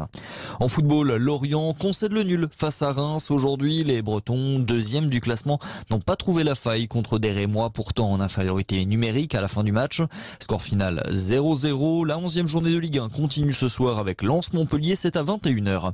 Et puis le sport, c'est aussi un nouveau sacre français aux mondiaux de cyclisme sur piste. Après Mathilde Gros sur la vitesse, hier, au tour de Marie-Divine Kouamé de triompher sur l'épreuve du 500 mètres. C'est le premier titre de championne du monde en senior pour la cycliste de 20 ans. Voilà pour l'essentiel de l'info en 2 minutes. Très bonne soirée à tous. Sud Radio Sport, le MAG, François Trio. Le MAG sur Sud Radio pour parler de toute l'actualité rugby. Dans 1 heure, le match entre l'UBB et le Racing 92. Suite de la 7e journée du Top 14 dont on rappellera les résultats d'ici quelques minutes. Olivier Magne toujours avec nous. Philippe Spanghero que l'on va libérer. Philippe, oui, vous avez l'autorisation de sortie du territoire. Voilà, on a reçu ça, bien sûr. On vous libère. On vous remercie d'avoir été avec nous pour cette première partie de MAG. Et surtout, passez une bonne soirée, Philippe. Merci. Vous aussi. Bon match. À très vite. Merci. On est heureux d'accueillir sur l'antenne de Sud Radio Marie Sampéré. Bonsoir Marie. Bonsoir François, bonsoir à tous. Ancienne joueuse du 15 de France féminin, ancienne joueuse, on va dire surtout consultante TF1, pardon, la journée est un petit peu longue pour cette Coupe du Monde féminine. Et puis par ailleurs, épouse de Laurent Sampéré qui doit être content ce soir quand même. Voilà, on est désolé, on n'avait pas prévu de parler de ça, mais quand même, vu le scénario de ce match, Pau au Stade Français remporté 31-29 à la sirène ou quasiment, ça devait aller ce soir, Laurent.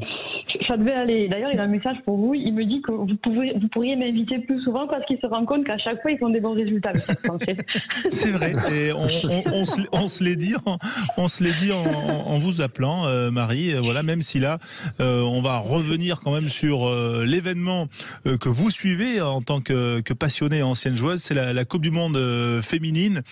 C'était ce matin le gros match des Françaises dans leur poule, la poule C de cette Coupe du Monde qui a lieu en Nouvelle-Zélande, et les Françaises affrontaient leur bête noire, leur rivale, l'Angleterre. Elles ont perdu pour la 11e fois consécutive, série en cours, mais surtout elles ont fait preuve d'une combativité absolument incroyable. Elles ont frôlé l'exploit quand même, ces Bleus, hein.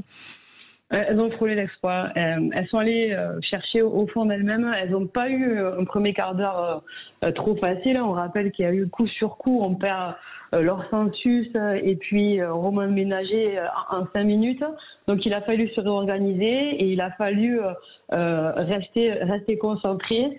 Et moi, ce que je retiens vraiment, c'est la réaction collective de l'équipe qui s'est pas laissée perturber par ces blessures et qui ont sorti le match qu'il fallait en termes d'engagement et en termes de défense. Alors certes, c'est une défaite. J'aime pas trop dire que c'est une défaite encourageante, mais là, pour le coup, elles avaient vraiment besoin de ça, les filles, pour pouvoir avoir quelque chose de fondateur et puis se libérer sur la suite de la Coupe du Monde. 13-7, hein, la défaite, bonus défensif, c'est important dans cette compétition parce que cette compétition va classer les poules, les équipes sortant des poules de 1 à 8. Et donc voilà, si la France termine parmi les meilleures deuxièmes, elle sera 4e, elle tombera sur les 5e, et donc elles auront peut-être un meilleur tirage. Il est important ce point de bonus, on va dire comptablement, là je viens de l'expliquer, mais psychologiquement, Marie, pour les Françaises? Oui, parce que ça traduit quand même le bon match qu'elles font face aux Anglaises. Elles peuvent le gagner aussi si elles se lâchent un peu plus sur certains ballons et qu'elles sont plus dans la maîtrise. Donc évidemment qu'il est important, il fait du bien au moral. On a vraiment retrouvé le slogan de cette équipe de Français, leur ADN humble et affamé. On a vu ça ce matin, hier soir pour elles. Et oui, c'est important parce que ça va leur permettre d'aborder les quarts de finale dans les meilleures dispositions possibles. Il va falloir d'abord faire ce métier des Fidjiennes qui peuvent être un match piège. Mais voilà, je fais confiance au staff pour remobiliser les troupes et faire ce qu'il faut samedi prochain. Olivier Magne, je sais que vous aimez tous les sports et que vous suivez tous les grands événements. Vous pouvez nous le dire, on parle vrai. Est-ce que vous êtes levé ce matin à 9h pour voir France-Angleterre ?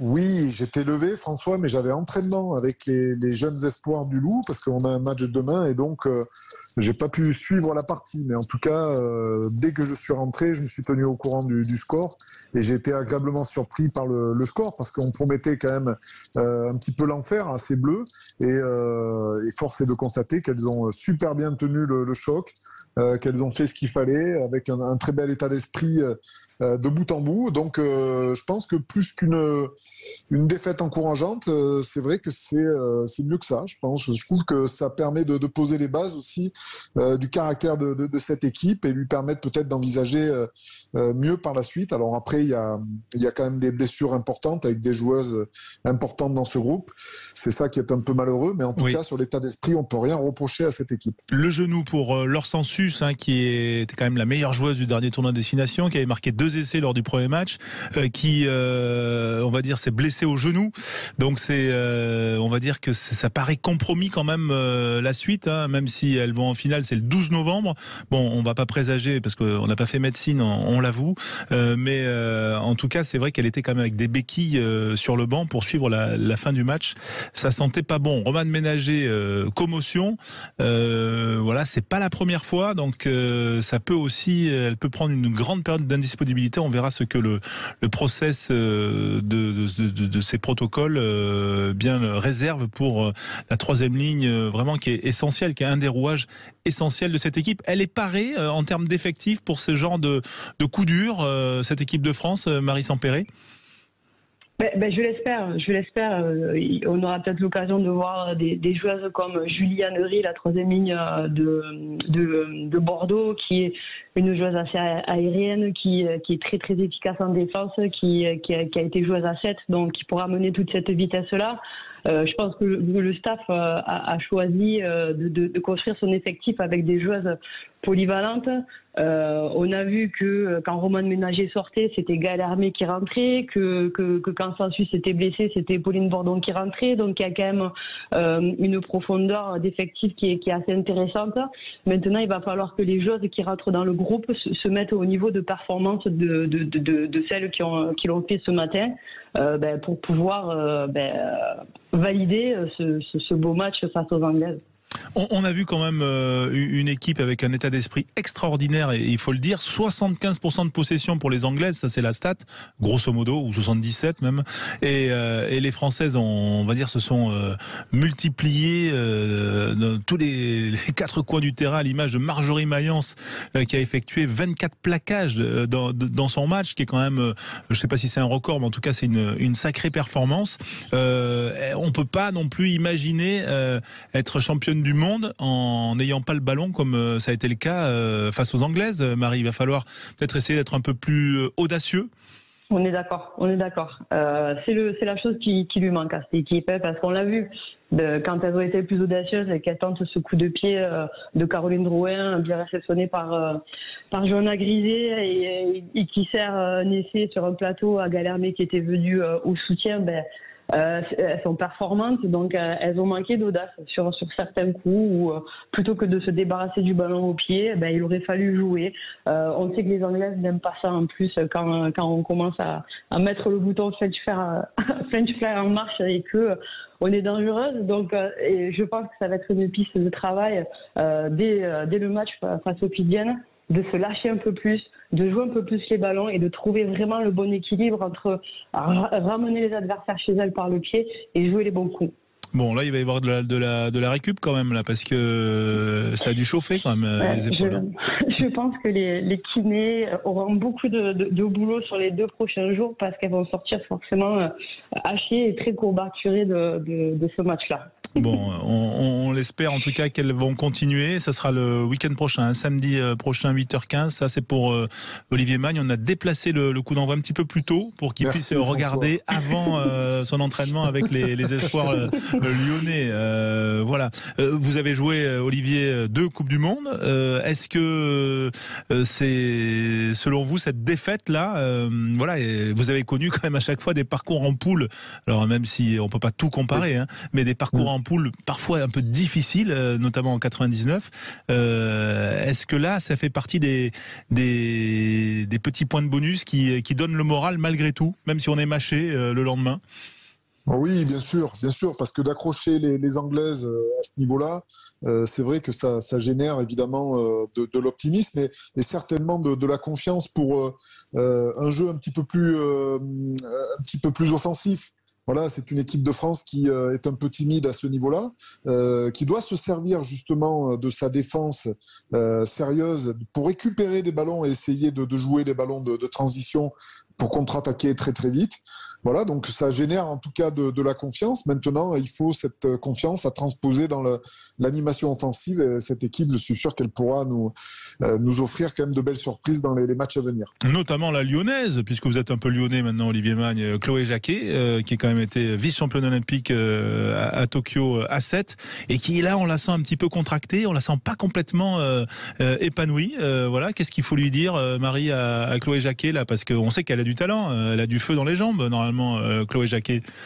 Mais de pas se poser de questions, de pas avoir peur de mal faire et de jouer son jeu et de rester authentique parce que vous l'avez dit, c'est une joueuse avec des appuis de folie qui peut être audacieuse et de faire ce qu'elle sait faire à 7, qu'elle le transpose dans cette équipe du 15 de France et puis tout ira bien. En plus, elle est encadrée par Caroline Drouin, par Johanna Grisé, Émilie Boulard aussi, c'est une sacrée joueuse. Donc on a vraiment envie de voir ce triangle arrière aussi se lâcher un peu plus parce qu'il y a vraiment de quoi faire, quoi. Oui, c'est vrai, on l'espère en tout cas. Merci Marie Sampéré d'avoir été avec nous. Avec plaisir. Transmettez nos amitiés à Laurent quand même, parce que voilà, on espère quand même que le retour va bien se passer. Ils rentrent comment les Parisiens là, demain ou Ils rentrent demain, ouais. D'accord. Bon, mais ils vont passer une bonne soirée à Pau, en tout cas. Je pense. Voilà. Verbatim de Sébastien Piqueronis, on a été les rois des cons, a dit l'entraîneur de Pau dans ses déclarations d'après-match. C'est vrai, mais les Parisiens qui étaient menés quand même, rappelons-le, 29-7 à un quart d'heure de la fin du match, qui l'ont emporté 31-29. Incroyable scénario. Voilà pour faire le lien avec le top 14. Bonne soirée Marie, à très bientôt sur l'antenne de Sud Radio, bien sûr. Olivier Magne, toujours avec nous sur notre antenne. Rémi Dos Santos également. Revenons quand même au top 14. Rémi, on va redonner peut-être les résultats de cette 7e journée pour les auditeurs qui nous rejoignent sur Sud Radio. Oui, eh bien ça a débuté tout à l'heure à 15h avec la large victoire du Stade Toulousain 45-7 sur la pelouse de Brive, une victoire bonifiée. Succès également de Castres 39-22 contre Bayonne, c'était dans du multiplex de 17h et c'est la seule victoire à domicile pour l'instant, puisqu'à côté de ça, le Clermont a gagné à Perpignan 20-10, le Stade Français s'est imposé sur le fil 31-29 à Pau et que Lyon a réalisé l'exploit en allant l'emporter 33-26 à Montpellier, 3e défaite de rang pour le champion de France en titre. Ouais, on va revenir aussi sur la victoire des Toulousains en début d'après-midi. On va y revenir avec la réaction d'Anthony Gelon qui a été déterminant, notamment sur l'essai d'Antoine Dupont. Tiens, Olivier Magne, je ne sais pas si vous l'avez vu, mais ce jeu au pied à rebond. Magnifique. Magnifique, parce qu'en fait, on va dire déjà, le geste de taper à ce moment-là, c'est déjà le bon choix, mais ensuite, il y a la bonne exécution et il le tape vraiment comme il exécute vraiment comme il le veut, c'est-à-dire avec un rebond pour faire remonter le ballon et permettre à son partenaire, qui va être Antoine Dupont un petit peu plus tard, de le reprendre à la main. Hein. C'est parfaitement exécuté. Hein. Ouais, c'est parfaitement exécuté, cette récupération de balle. Anthony Gelon, il sait qu'il a peut-être pas les jambes pour terminer tout seul, donc il prend l'information très très vite et il sait déjà ce qu'il va faire. Et derrière, il adresse ce coup de pied très judicieux. Donc la décision est bonne. Il y a une idée qui est là, qui est plutôt juste par rapport à la situation. Et puis après, l'exécution est excellente. Donc la réalisation technique est au rendez-vous. Anthony donne ce coup de pied et ça montre tout l'étendue, je dirais, du talent aussi du troisième ligne de l'équipe de France et du Stade Toulousain qui fait cette passe à Antoine Dupont et qui lui permet de marquer un nouvel essai. Ouais, Anthony Gelon, le troisième ligne international qui a livré ses impressions à Mathieu Dalzovo à l'issue de ce match, et il est revenu sur la qualité de la défense toulousaine. Écoutez-le. Oui, clairement aujourd'hui on s'est appuyé fort sur notre défense, c'est ce qui nous a fait la différence. Après on a eu un bon jeu au pied dans l'occupation du terrain, on a été les trois quarts, les chefs d'orchestre ont fait une grosse partie sur ça, et du coup après ça nous a mis dans de bonnes situations pour marquer des jolis essais en seconde mi-temps. Voilà, les jolis essais, il y en a eu 6 côté toulousain. Tiens Rémi, on peut peut-être rappeler les marqueurs toulousains, parce que c'est vrai qu'il y a eu Dupont, on le disait en début de match, il y a eu une interception aussi de Rory Arnold. Oui, exactement, Richie Arnold. Rory est parti. S'il l'avait fait, il aurait fallu qu'il prenne l'avion.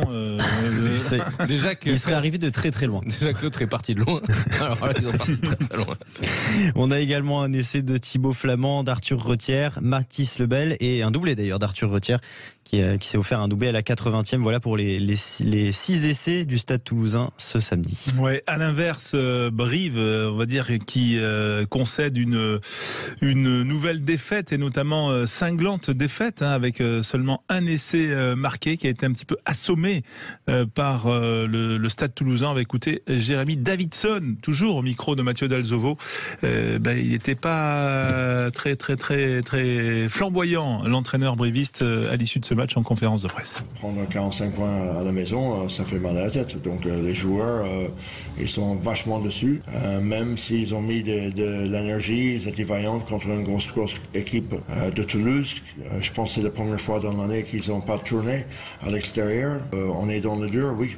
On était loin du niveau la semaine dernière, et aujourd'hui on tombe contre une Toulouse malgré des bonnes choses en conquête qui arrivent à mettre plus de rythme que nous. Bon, la question de rythme quand même, elle est bizarre, Olivier, juste cette équipe de Brive, parce que dès qu'elle joue, elle a du potentiel, mais parfois elle s'éteint, et c'est un peu curieux, même si on la compare pas à l'effectif toulousain, et elle a forcément des limites, mais c'est vrai que quand elle joue, elle est agréable. Oui, ça fait quelques saisons quand même que cette équipe, elle a du potentiel. On sent que quand elle veut bien se libérer, elle peut exprimer évidemment tout son talent, tout son potentiel. Mais contre Toulouse, je l'ai trouvé quand même sur la réserve. Alors je ne sais pas si on peut gagner dans un rugby restrictif face à Toulouse. C'est la question, et je trouve que les brivistes ont été plutôt timides, on va dire, un jeu un peu trop timoré qui leur permet pas finalement de retrouver des sensations, du rythme, et de mettre peut-être un peu d'incertitude dans cette défense toulousaine. Donc il y a quand même des actions qui leur sont très favorables, et ils essaient pas d'enchaîner. C'est dommage, parce qu'elle a le talent pour le faire, elle a des qualités pour le faire, et elle aurait pu, je pense, inquiéter un peu plus le Stade Toulousain. Oui, et voilà, lui il n'est pas timide, c'est Nicolas Delage que nous retrouvons tout de suite au stade Chaban-Delmas. Voilà, très heureux bien sûr de vous retrouver, Nicolas, parce que l'UBB reçoit le Racing. Messieurs. Reçoit le Racing 92. Ça va bien sûr être un match que l'on attend, surtout après les résultats d'aujourd'hui, parce que les deux équipes finalement elles sont encore plus sous pression ce soir. Exactement, ce sont deux équipes qui sont plutôt engluées dans ce championnat de top 14, qui a des deux équipes qui ont du mal à l'extérieur, qui n'ont pris chacune qu'un point de bonus défensif. Pour le reste, ce sont des équipes qui perdent loin de leur base. Alors ils gagnent à domicile, ça c'est plutôt la bonne chose, sauf que l'UBB est encore un cran en dessous par rapport au Racing au niveau mental, au niveau du moral, parce qu'elle a perdu cette fameuse première journée contre le Stade Toulousain. Oui, elle a déjà perdu ici, l'UBB. C'était sur ce match qui s'est joué vraiment sur la toute fin, sur 2-3 pénalités manquées par les Bordelais. Donc Christophe Furios et son équipe attendent encore son match référence. On l'attendait sur le match d'il y a 2 semaines contre le Stade Français ici même. Ça n'a pas vraiment été le cas, une victoire un peu à l'arraché sans vraiment rassurer. Donc pourquoi pas aujourd'hui contre une équipe qui a plutôt réussi aux joueurs bordelais en fin de saison dernière, puisque c'était l'affiche d'un barrage, UBB contre le Racing. L'UBB avait marqué fort ce match-là avant de perdre en demi-finale de ce top 14 contre l'équipe de de Montpellier. Et c'est un match qui est marqué aussi par des retrouvailles. Surtout une, c'est le retour de Cameron Wauquiez ici sur cette pelouse de Chaban. Cameron Wauquiez qui avait justement joué son dernier match ici même avec le maillot du bébé. Et c'était ce fameux barrage. On ne sait pas comment le public va l'accueillir. En tout cas, il fait partie des hommes forts qu'on attend aujourd'hui pour que le Racing gagne pour la première fois à l'extérieur. Pourquoi pas? Ouais, le public, il est bien élevé à Bordeaux. Il va pas siffler Cameron Wauquiez. Allons, Nicolas. Qu'est-ce que vous en pensez? Oui, c'est vrai. C'est vrai, je l'espère en tout cas. Bon, vous en doutez, j'ai l'impression, non? Ouais, j'en doute parce qu'on ne sait pas trop quoi penser dans ce début de saison, effectivement, parce que Cameron Wauquiez, il est parti dans des conditions un petit peu par la porte arrière, fâché, peut-être avec Christophe Furios ou pas d'ailleurs, j'ai pas la certitude, mais il est parti par la petite porte. Tout le monde, ça a surpris tout le monde, y compris dans le vestiaire. Donc oui, il y a une partie du public qui l'a clairement mauvaise, d'autant que depuis le début de saison, je vous rappelle qu'au niveau de la touche, des qualités de Cameron Wauquiez, eh bien ça va pas fort. Il y avait le départ de Roumat qu'on attendait, le départ de Wauquiez, et si bien que la touche est en souffrance, et la touche, eh bien c'est une rampe de lancement privilégiée pour Christophe Furios. Voilà une des multiples raisons, il n'y en a pas qu'une, des multiples raisons du départ plutôt poussif dans ce top 14 de l'Union Bordeaux-Bègles. Olivier Magne, est-ce que pour Cameron Wauquiez ce soir, on va dire c'est une soirée particulière, vraiment quand on est professionnel aujourd'hui, est-ce qu'on fait abstraction de ça ou je ça pèse quand même encore? Non, ça va peser encore un peu parce que les conditions, évidemment, Nicolas le disait très bien, les conditions dans lesquelles il est parti sont pas très très claires. Il y a encore des restes quand même dans cette équipe de Bordeaux où il y a quand même beaucoup de choses extra-rugby qui sont pas complètement effacées. Donc voilà, ça va être une ambiance un peu particulière. Et pour Cameron Wauquiez, il y aura certainement un petit peu d'émotion à gérer face à cette situation. Donc voilà, son accueil, évidemment, je l'espère par le public, va être courtois. Mais en tout cas, sur le terrain, je pense que ses coéquipiers vont le recevoir chaudement. Voilà, Cameron Wauquiez positionné en deuxième ligne aujourd'hui, Nicolas, avec le Racing. Exactement, c'est assez étonnant aux côtés de Fabien Sanconi, effectivement, en deuxième ligne, comme il avait inauguré ce poste en équipe de France la saison dernière, faut-il le rappeler.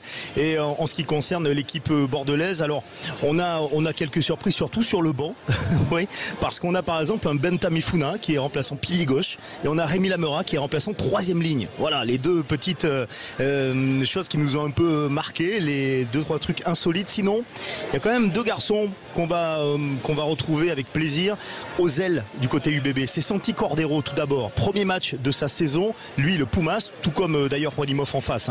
Mais Santiago Cordero, il est très attendu. Il devait jouer contre le Stade Français au dernier moment. Bon, petit problème à la cuisse, donc zéro risque. Mais de l'autre côté de l'aile, il y a Madoche Tamboué. Vous vous rappelez, Madoche Tamboué, il est arrivé sur la première journée contre Toulouse. C'est le remplaçant de Ben Lam, le Sud-Africain, 25 ans. Il a marqué 2 essais. Il aurait pu même en marquer un troisième s'il n'avait pas été refusé à la vidéo. Après, il a eu quelques soucis physiques. Là, il est à 100%. On attend les flèches de l'UBB aujourd'hui. Tamboué, Cordero pour marquer et enfin, surtout, obtenir cette victoire, ce match référence. Si je vous suis, Nicolas, vous misez beaucoup sur Tamboué pour qu'on ait du spectacle ce soir sur Sud Radio. Du spectacle, oui, avec ce triangle arrière, de toute façon, Cordero, Tamboué, mais aussi Romain Buros. Romain Buros est l'un des meilleurs arrières du championnat de France, il ne faut pas l'oublier.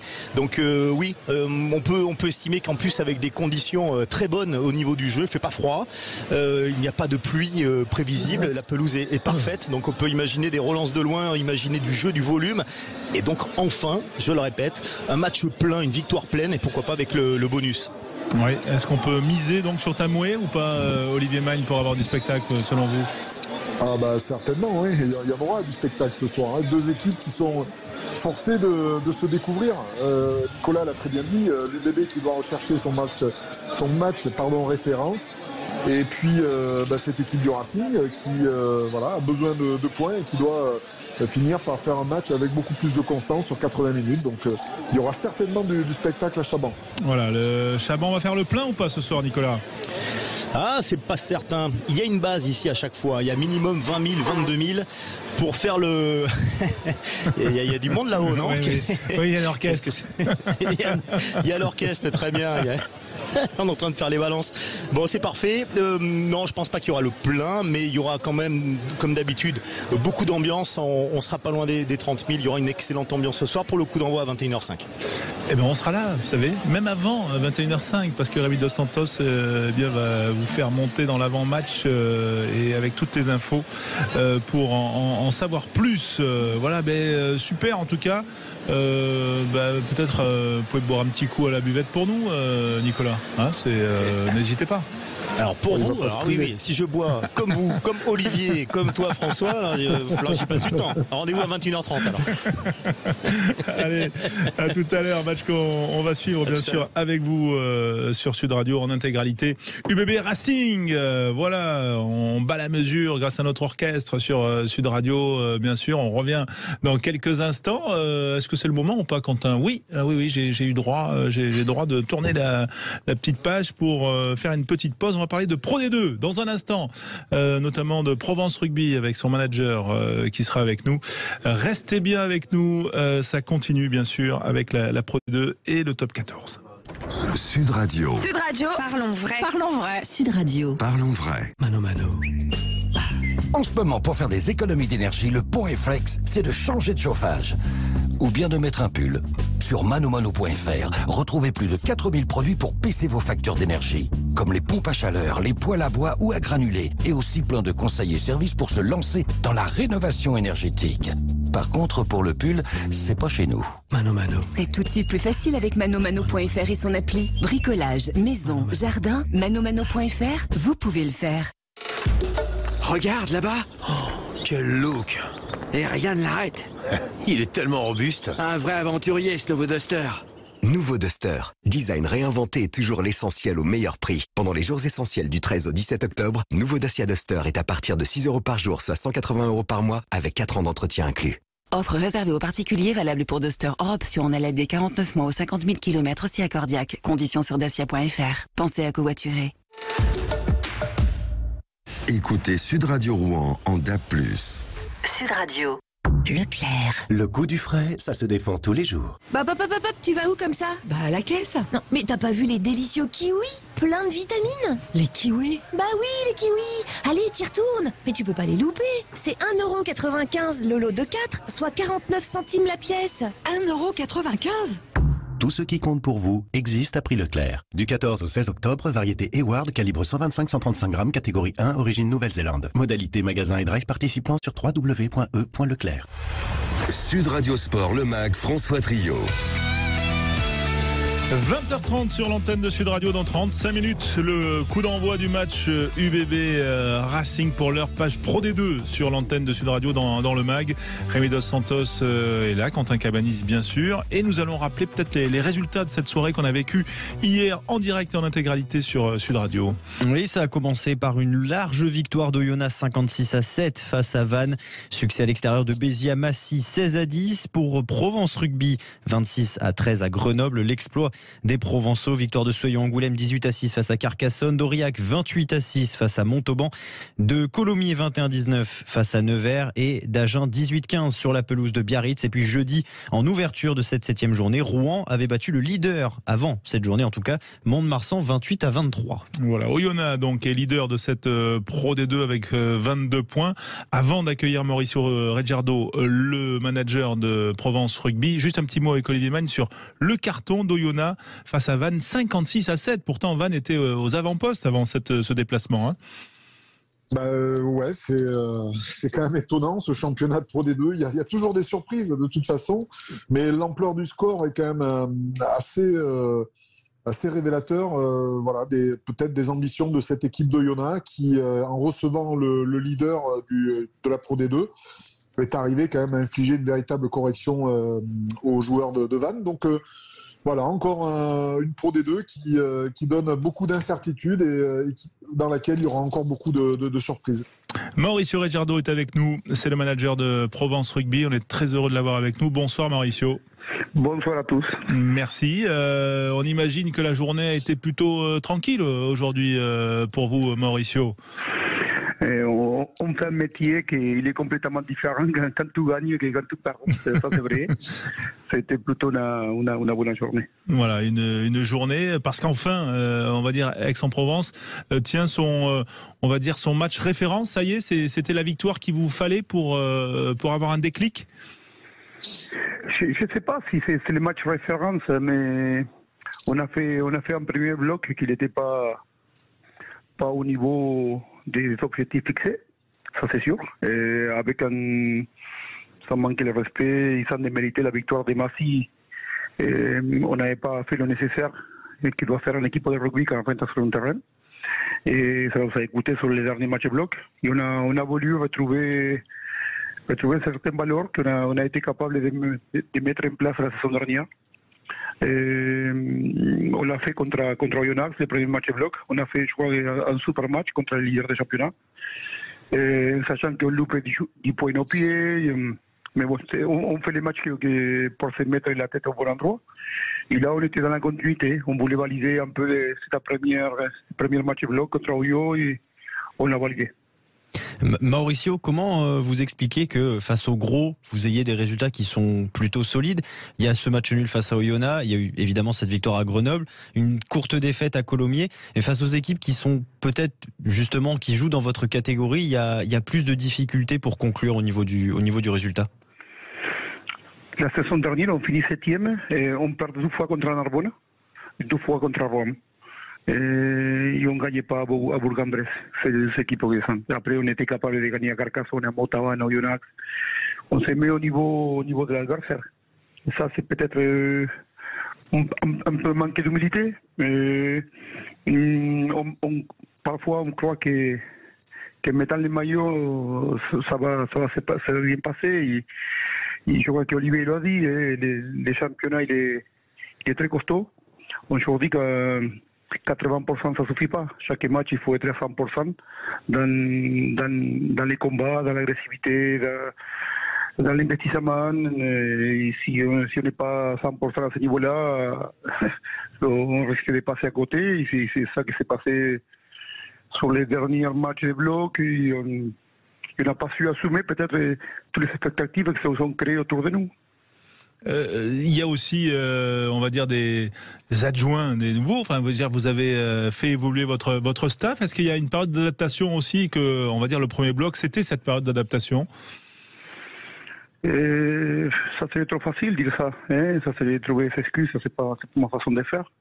Je crois qu'on a fait une super pré-saison. On a eu le temps de bien travailler. On a fait des matchs assez convaincant contre Carcassonne en préparation. On a trouvé un bon état d'esprit. On n'a pas été capable de valider. Mais c'est sûr qu'on a un staff de qualité avec Stéphane Glas, avec Jacques Delmas, Rémi Ladoche. Le club il a donné la possibilité à l'staff d'être quantitatif et qualitatif, parce qu'aujourd'hui on a une structure professionnelle avec 3 kinés professionnels, 2 analystes vidéo. On ressemble beaucoup à ce que ça fait en top 14 en termes de quantité de staff et en termes de qualité.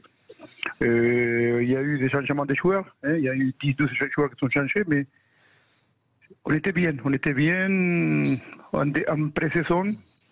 Après, on n'a pas su assumer ce rôle d'un peu des favoris que les coachs nous ont donné. Et là, on part de loin, on fait les 2 rounds. Je crois qu'à un moment donné, dans les premiers blocs, la pièce elle a tombé des mauvais côtés chaque fois.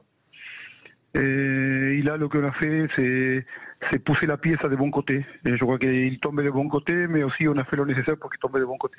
Et on espère surtout que ça va continuer à tomber du bon côté pour vous, Provence Rugby, pour vous, Mauricio Reggiardo, notre invité. Olivier Magne est avec nous, c'est notre consultant. Peut-être, Olivier, vous qui suivez très très bien cette Pro D2, peut-être une question pour Mauricio.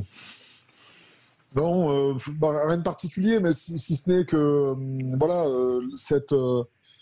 cette équipe de Provence Rugby, c'est vrai qu'elle nous a surpris l'an dernier. On pensait qu'elle allait démarrer un peu mieux ce début de saison. Qu'est-ce qui n'a pas fonctionné? Si tu peux nous en dire plus, Mauricio. Qu'est-ce qui fait que les choses se déclenchent peut-être à cette période maintenant, et surtout après cette victoire contre Grenoble? Salut Olivier. Non, mais à chaque match, il y a eu un secteur de jeu qui ça fait faillite. Les matchs à Aurillac, on perd de 12 touches sur 17. À Colomiers, on se fait pénaliser 10 fois en mêlée. Contre Oyo, notre buteur, il n'a pas été efficace. Et à chaque fois, il y avait un secteur qui n'a pas accompagné l'équipe à la performance. Sur les matchs de Yonax, sur les matchs de Grenoble, on est plus discipliné, on a une meilleure conquête. On est en place défensivement parce qu'aujourd'hui, je crois qu'il y avait 7 essais, on est la meilleure défense du championnat en essais encaissés. Je crois qu'on est la 3e défense du championnat. On a un bon jeu au pied. Peut-être qu'il manque un peu d'efficacité dans l'attaque pour continuer à progresser. Mais les choses, ça se met en place petit à petit. Et il y a un bon état d'esprit, il y a un bon groupe. Cette semaine, peut-être aussi, ça nous a aidé inconsciemment l'adversité. Tout ce que ça se passe. Lundi, on a blessé. Mercredi, on annonce l'équipe. Flancard se blesse. Et vendredi, on va prendre le bus. Et le capitaine Bilal Taïev, il est malade. La sortie, ça permet à un groupe qui vit bien de donner un peu plus pour les collectifs. Et c'est ça qu'on a fait à Grenoble. Et dans l'adversité, on a su hausser les niveaux individuels et collectivement. Oui, c'est effectivement ce qu'on a noté, notamment sur cette belle performance donc à Grenoble, 26-13. Mauricio, quand même, cette Pro D2, elle est un peu folle, non, cette année? On a l'impression que, oui, la Oyonnax a mis 50 points à Vannes, mais sinon, on a l'impression qu'il n'y a pas vraiment de valeur qui se détache. Non, mais je te disais tout à l'heure, il faut être à 100% chaque match. 100% chaque match. Et aujourd'hui, je me rappelle à l'époque à Agen, quand une équipe est montée de la nationale, c'était presque victoire sur la maison, tous les mettaient 40 points. Aujourd'hui, c'est plus le cas. Aujourd'hui, il faut bien préparer les matchs, il faut respecter les adversaires. Et toutes les équipes ils sont structurées, ils sont des bons staffs, c'est des bons effectifs. Et depuis le Covid, il y a plus cette notion d'extérieur maison. L'arbitrage s'est amélioré aussi. Ça veut dire que l'arbitre prend ses responsabilités. Et tout ça, ça fait que chaque match est une semaine différente. Et on ne peut pas se vivre des acquis. Il faut chaque semaine se remettre en question, chaque semaine remobiliser son groupe pour aller chercher la performance. Par exemple, Mauricio, vous qui avez passé un peu de temps à Agen, Agen qui l'emporte à Biarritz, vous l'auriez pronostiqué ça? Franchement, non, parce que le plus difficile, c'est rééditer les performances. Ils ont fait un match référence peut-être contre Aurillac, avec l'inauguration d'Armandie, avec toute la fête que ça fait autour. Et après ça, il y a toujours une petite décompression. Mais je crois que c'était très intelligent de la part de Bernard Gouta de changer un peu l'équipe, de mettre les joueurs qui ne sont pas fait partie de la fête Armandie. Et les joueurs ils avaient envie de montrer au coach qu'eux aussi ils peuvent compter sur eux. C'est comme ça que ça se passe. Je crois qu'après la victoire, nous on n'avait pas gagné contre Oyo, mais on avait fait un bon match. On avait essayé de changer 6 joueurs parce qu'ils vont te ramener une énergie de plus que ça va te permettre de remobiliser un peu le groupe. Rémi Dos Santos, peut-être pour une dernière question et on va libérer ensuite Mauricio Reggiardo. Oui, Mauricio, il reste 3 matchs avant la coupure, 2 déplacements à Nevers et à Béziers, un accueil de Montauban. Est-ce qu'il y a un objectif comptable qui est espéré, une place peut-être à la fin de ce premier bloc? Avec les staff, avec les joueurs, avec les pressions, on n'a pas fixé d'objectif de points, mais on a fixé des objectifs de contenu. On voulait retrouver la férocité, on voulait retrouver les valeurs qu'on a mis en place la saison dernière pour un joueur qui aimait le maillot de Provence Rugby. Et l'objectif c'est ça, c'est d'abord savoir qui est capable de chaque match mettre de la férocité, chaque match il y a de l'évaluation. Pour l'instant ça se passe bien, j'espère que ça va continuer à se passer comme ça. Et après si on met ça et on améliore notre rugby, les résultats c'est la conséquence. C'est avoir le contenu pour avoir des résultats. Merci Mauricio Reggiardo d'avoir été avec nous en direct sur Sud Radio pour évoquer cette équipe de Aix-en-Provence, bien sûr, que vous dirigez, et surtout ce beau résultat à Grenoble. On le rappelle, 26-13 hier lors de la 7e journée. À très vite sur notre antenne, et bien sûr tous les vendredis soirs la Pro D2 en intégralité sur Sud Radio. Excellente soirée. Merci Mauricio. Allez, merci à vous. Bonne soirée à tous. Merci Mauricio.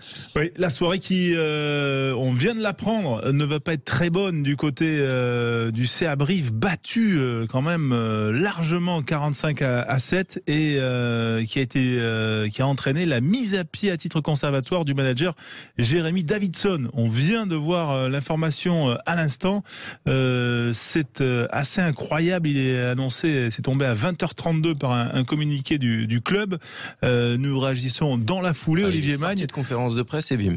Et voilà, et il avait mal à la tête, et là je pense qu'il va avoir un énorme mal de tête, mais étonnant quand même. Il y avait 2 victoires en 7 journées. Il n'y avait pas non plus le feu au lac, même si c'est vrai qu'il y a eu des défaites assez larges depuis le début de la saison. Là, mon cher Olivier.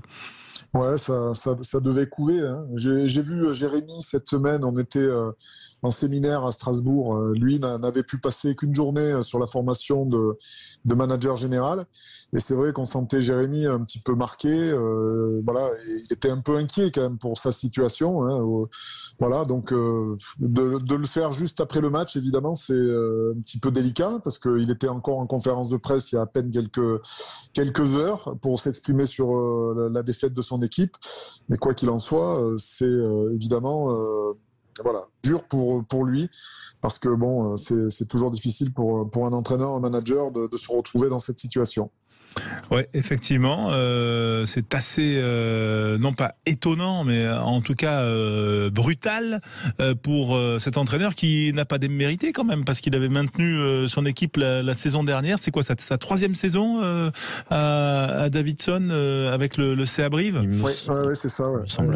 Ouais, ben voilà, on prend cette info là qui vient d'arriver, que nous vous partageons, si vous nous écoutez sur Sud Radio, les auditeurs, pour donc la quatrième de saison 2018. Oui, et c'est assez effectivement sans appel, parce que bon, que Toulouse vienne mettre 40 points ou 45 points à Médé-Domenech, c'est pas non plus, on va dire, c'est une correction, mais on va dire il y a rien de surprenant. On lutte pas dans la même catégorie, Olivier. C'est ça qui est un peu difficile.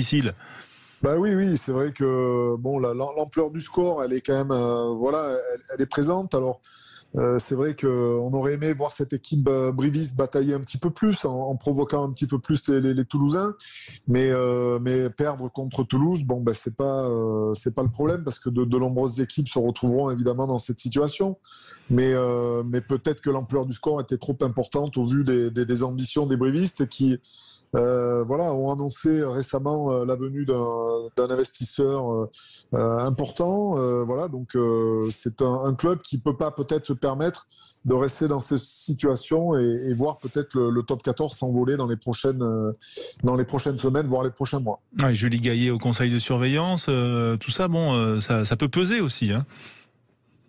Oui, ça pèse. De toute façon, c'est un environnement aujourd'hui dans tous les clubs de top 14, c'est un environnement pesant. Il y a une économie importante derrière, et c'est vrai que pour ces clubs qui ont l'ambition de construire autour de cette économie et de pouvoir offrir à leurs supporters et les spectateurs un match de top 14 dans leur ville, c'est une pression quand même qui est importante, et aujourd'hui, voilà, les présidents de clubs n'hésitent pas à prendre des mesures très dures sur leurs managers, même si voilà, une défaite contre le champion toulousain était quand même envisageable. Oui, effectivement, 45-7, voilà cette défaite qui a été donc sans appel et qui a scellé le sort de Jérémy Davidson, manager de Brive.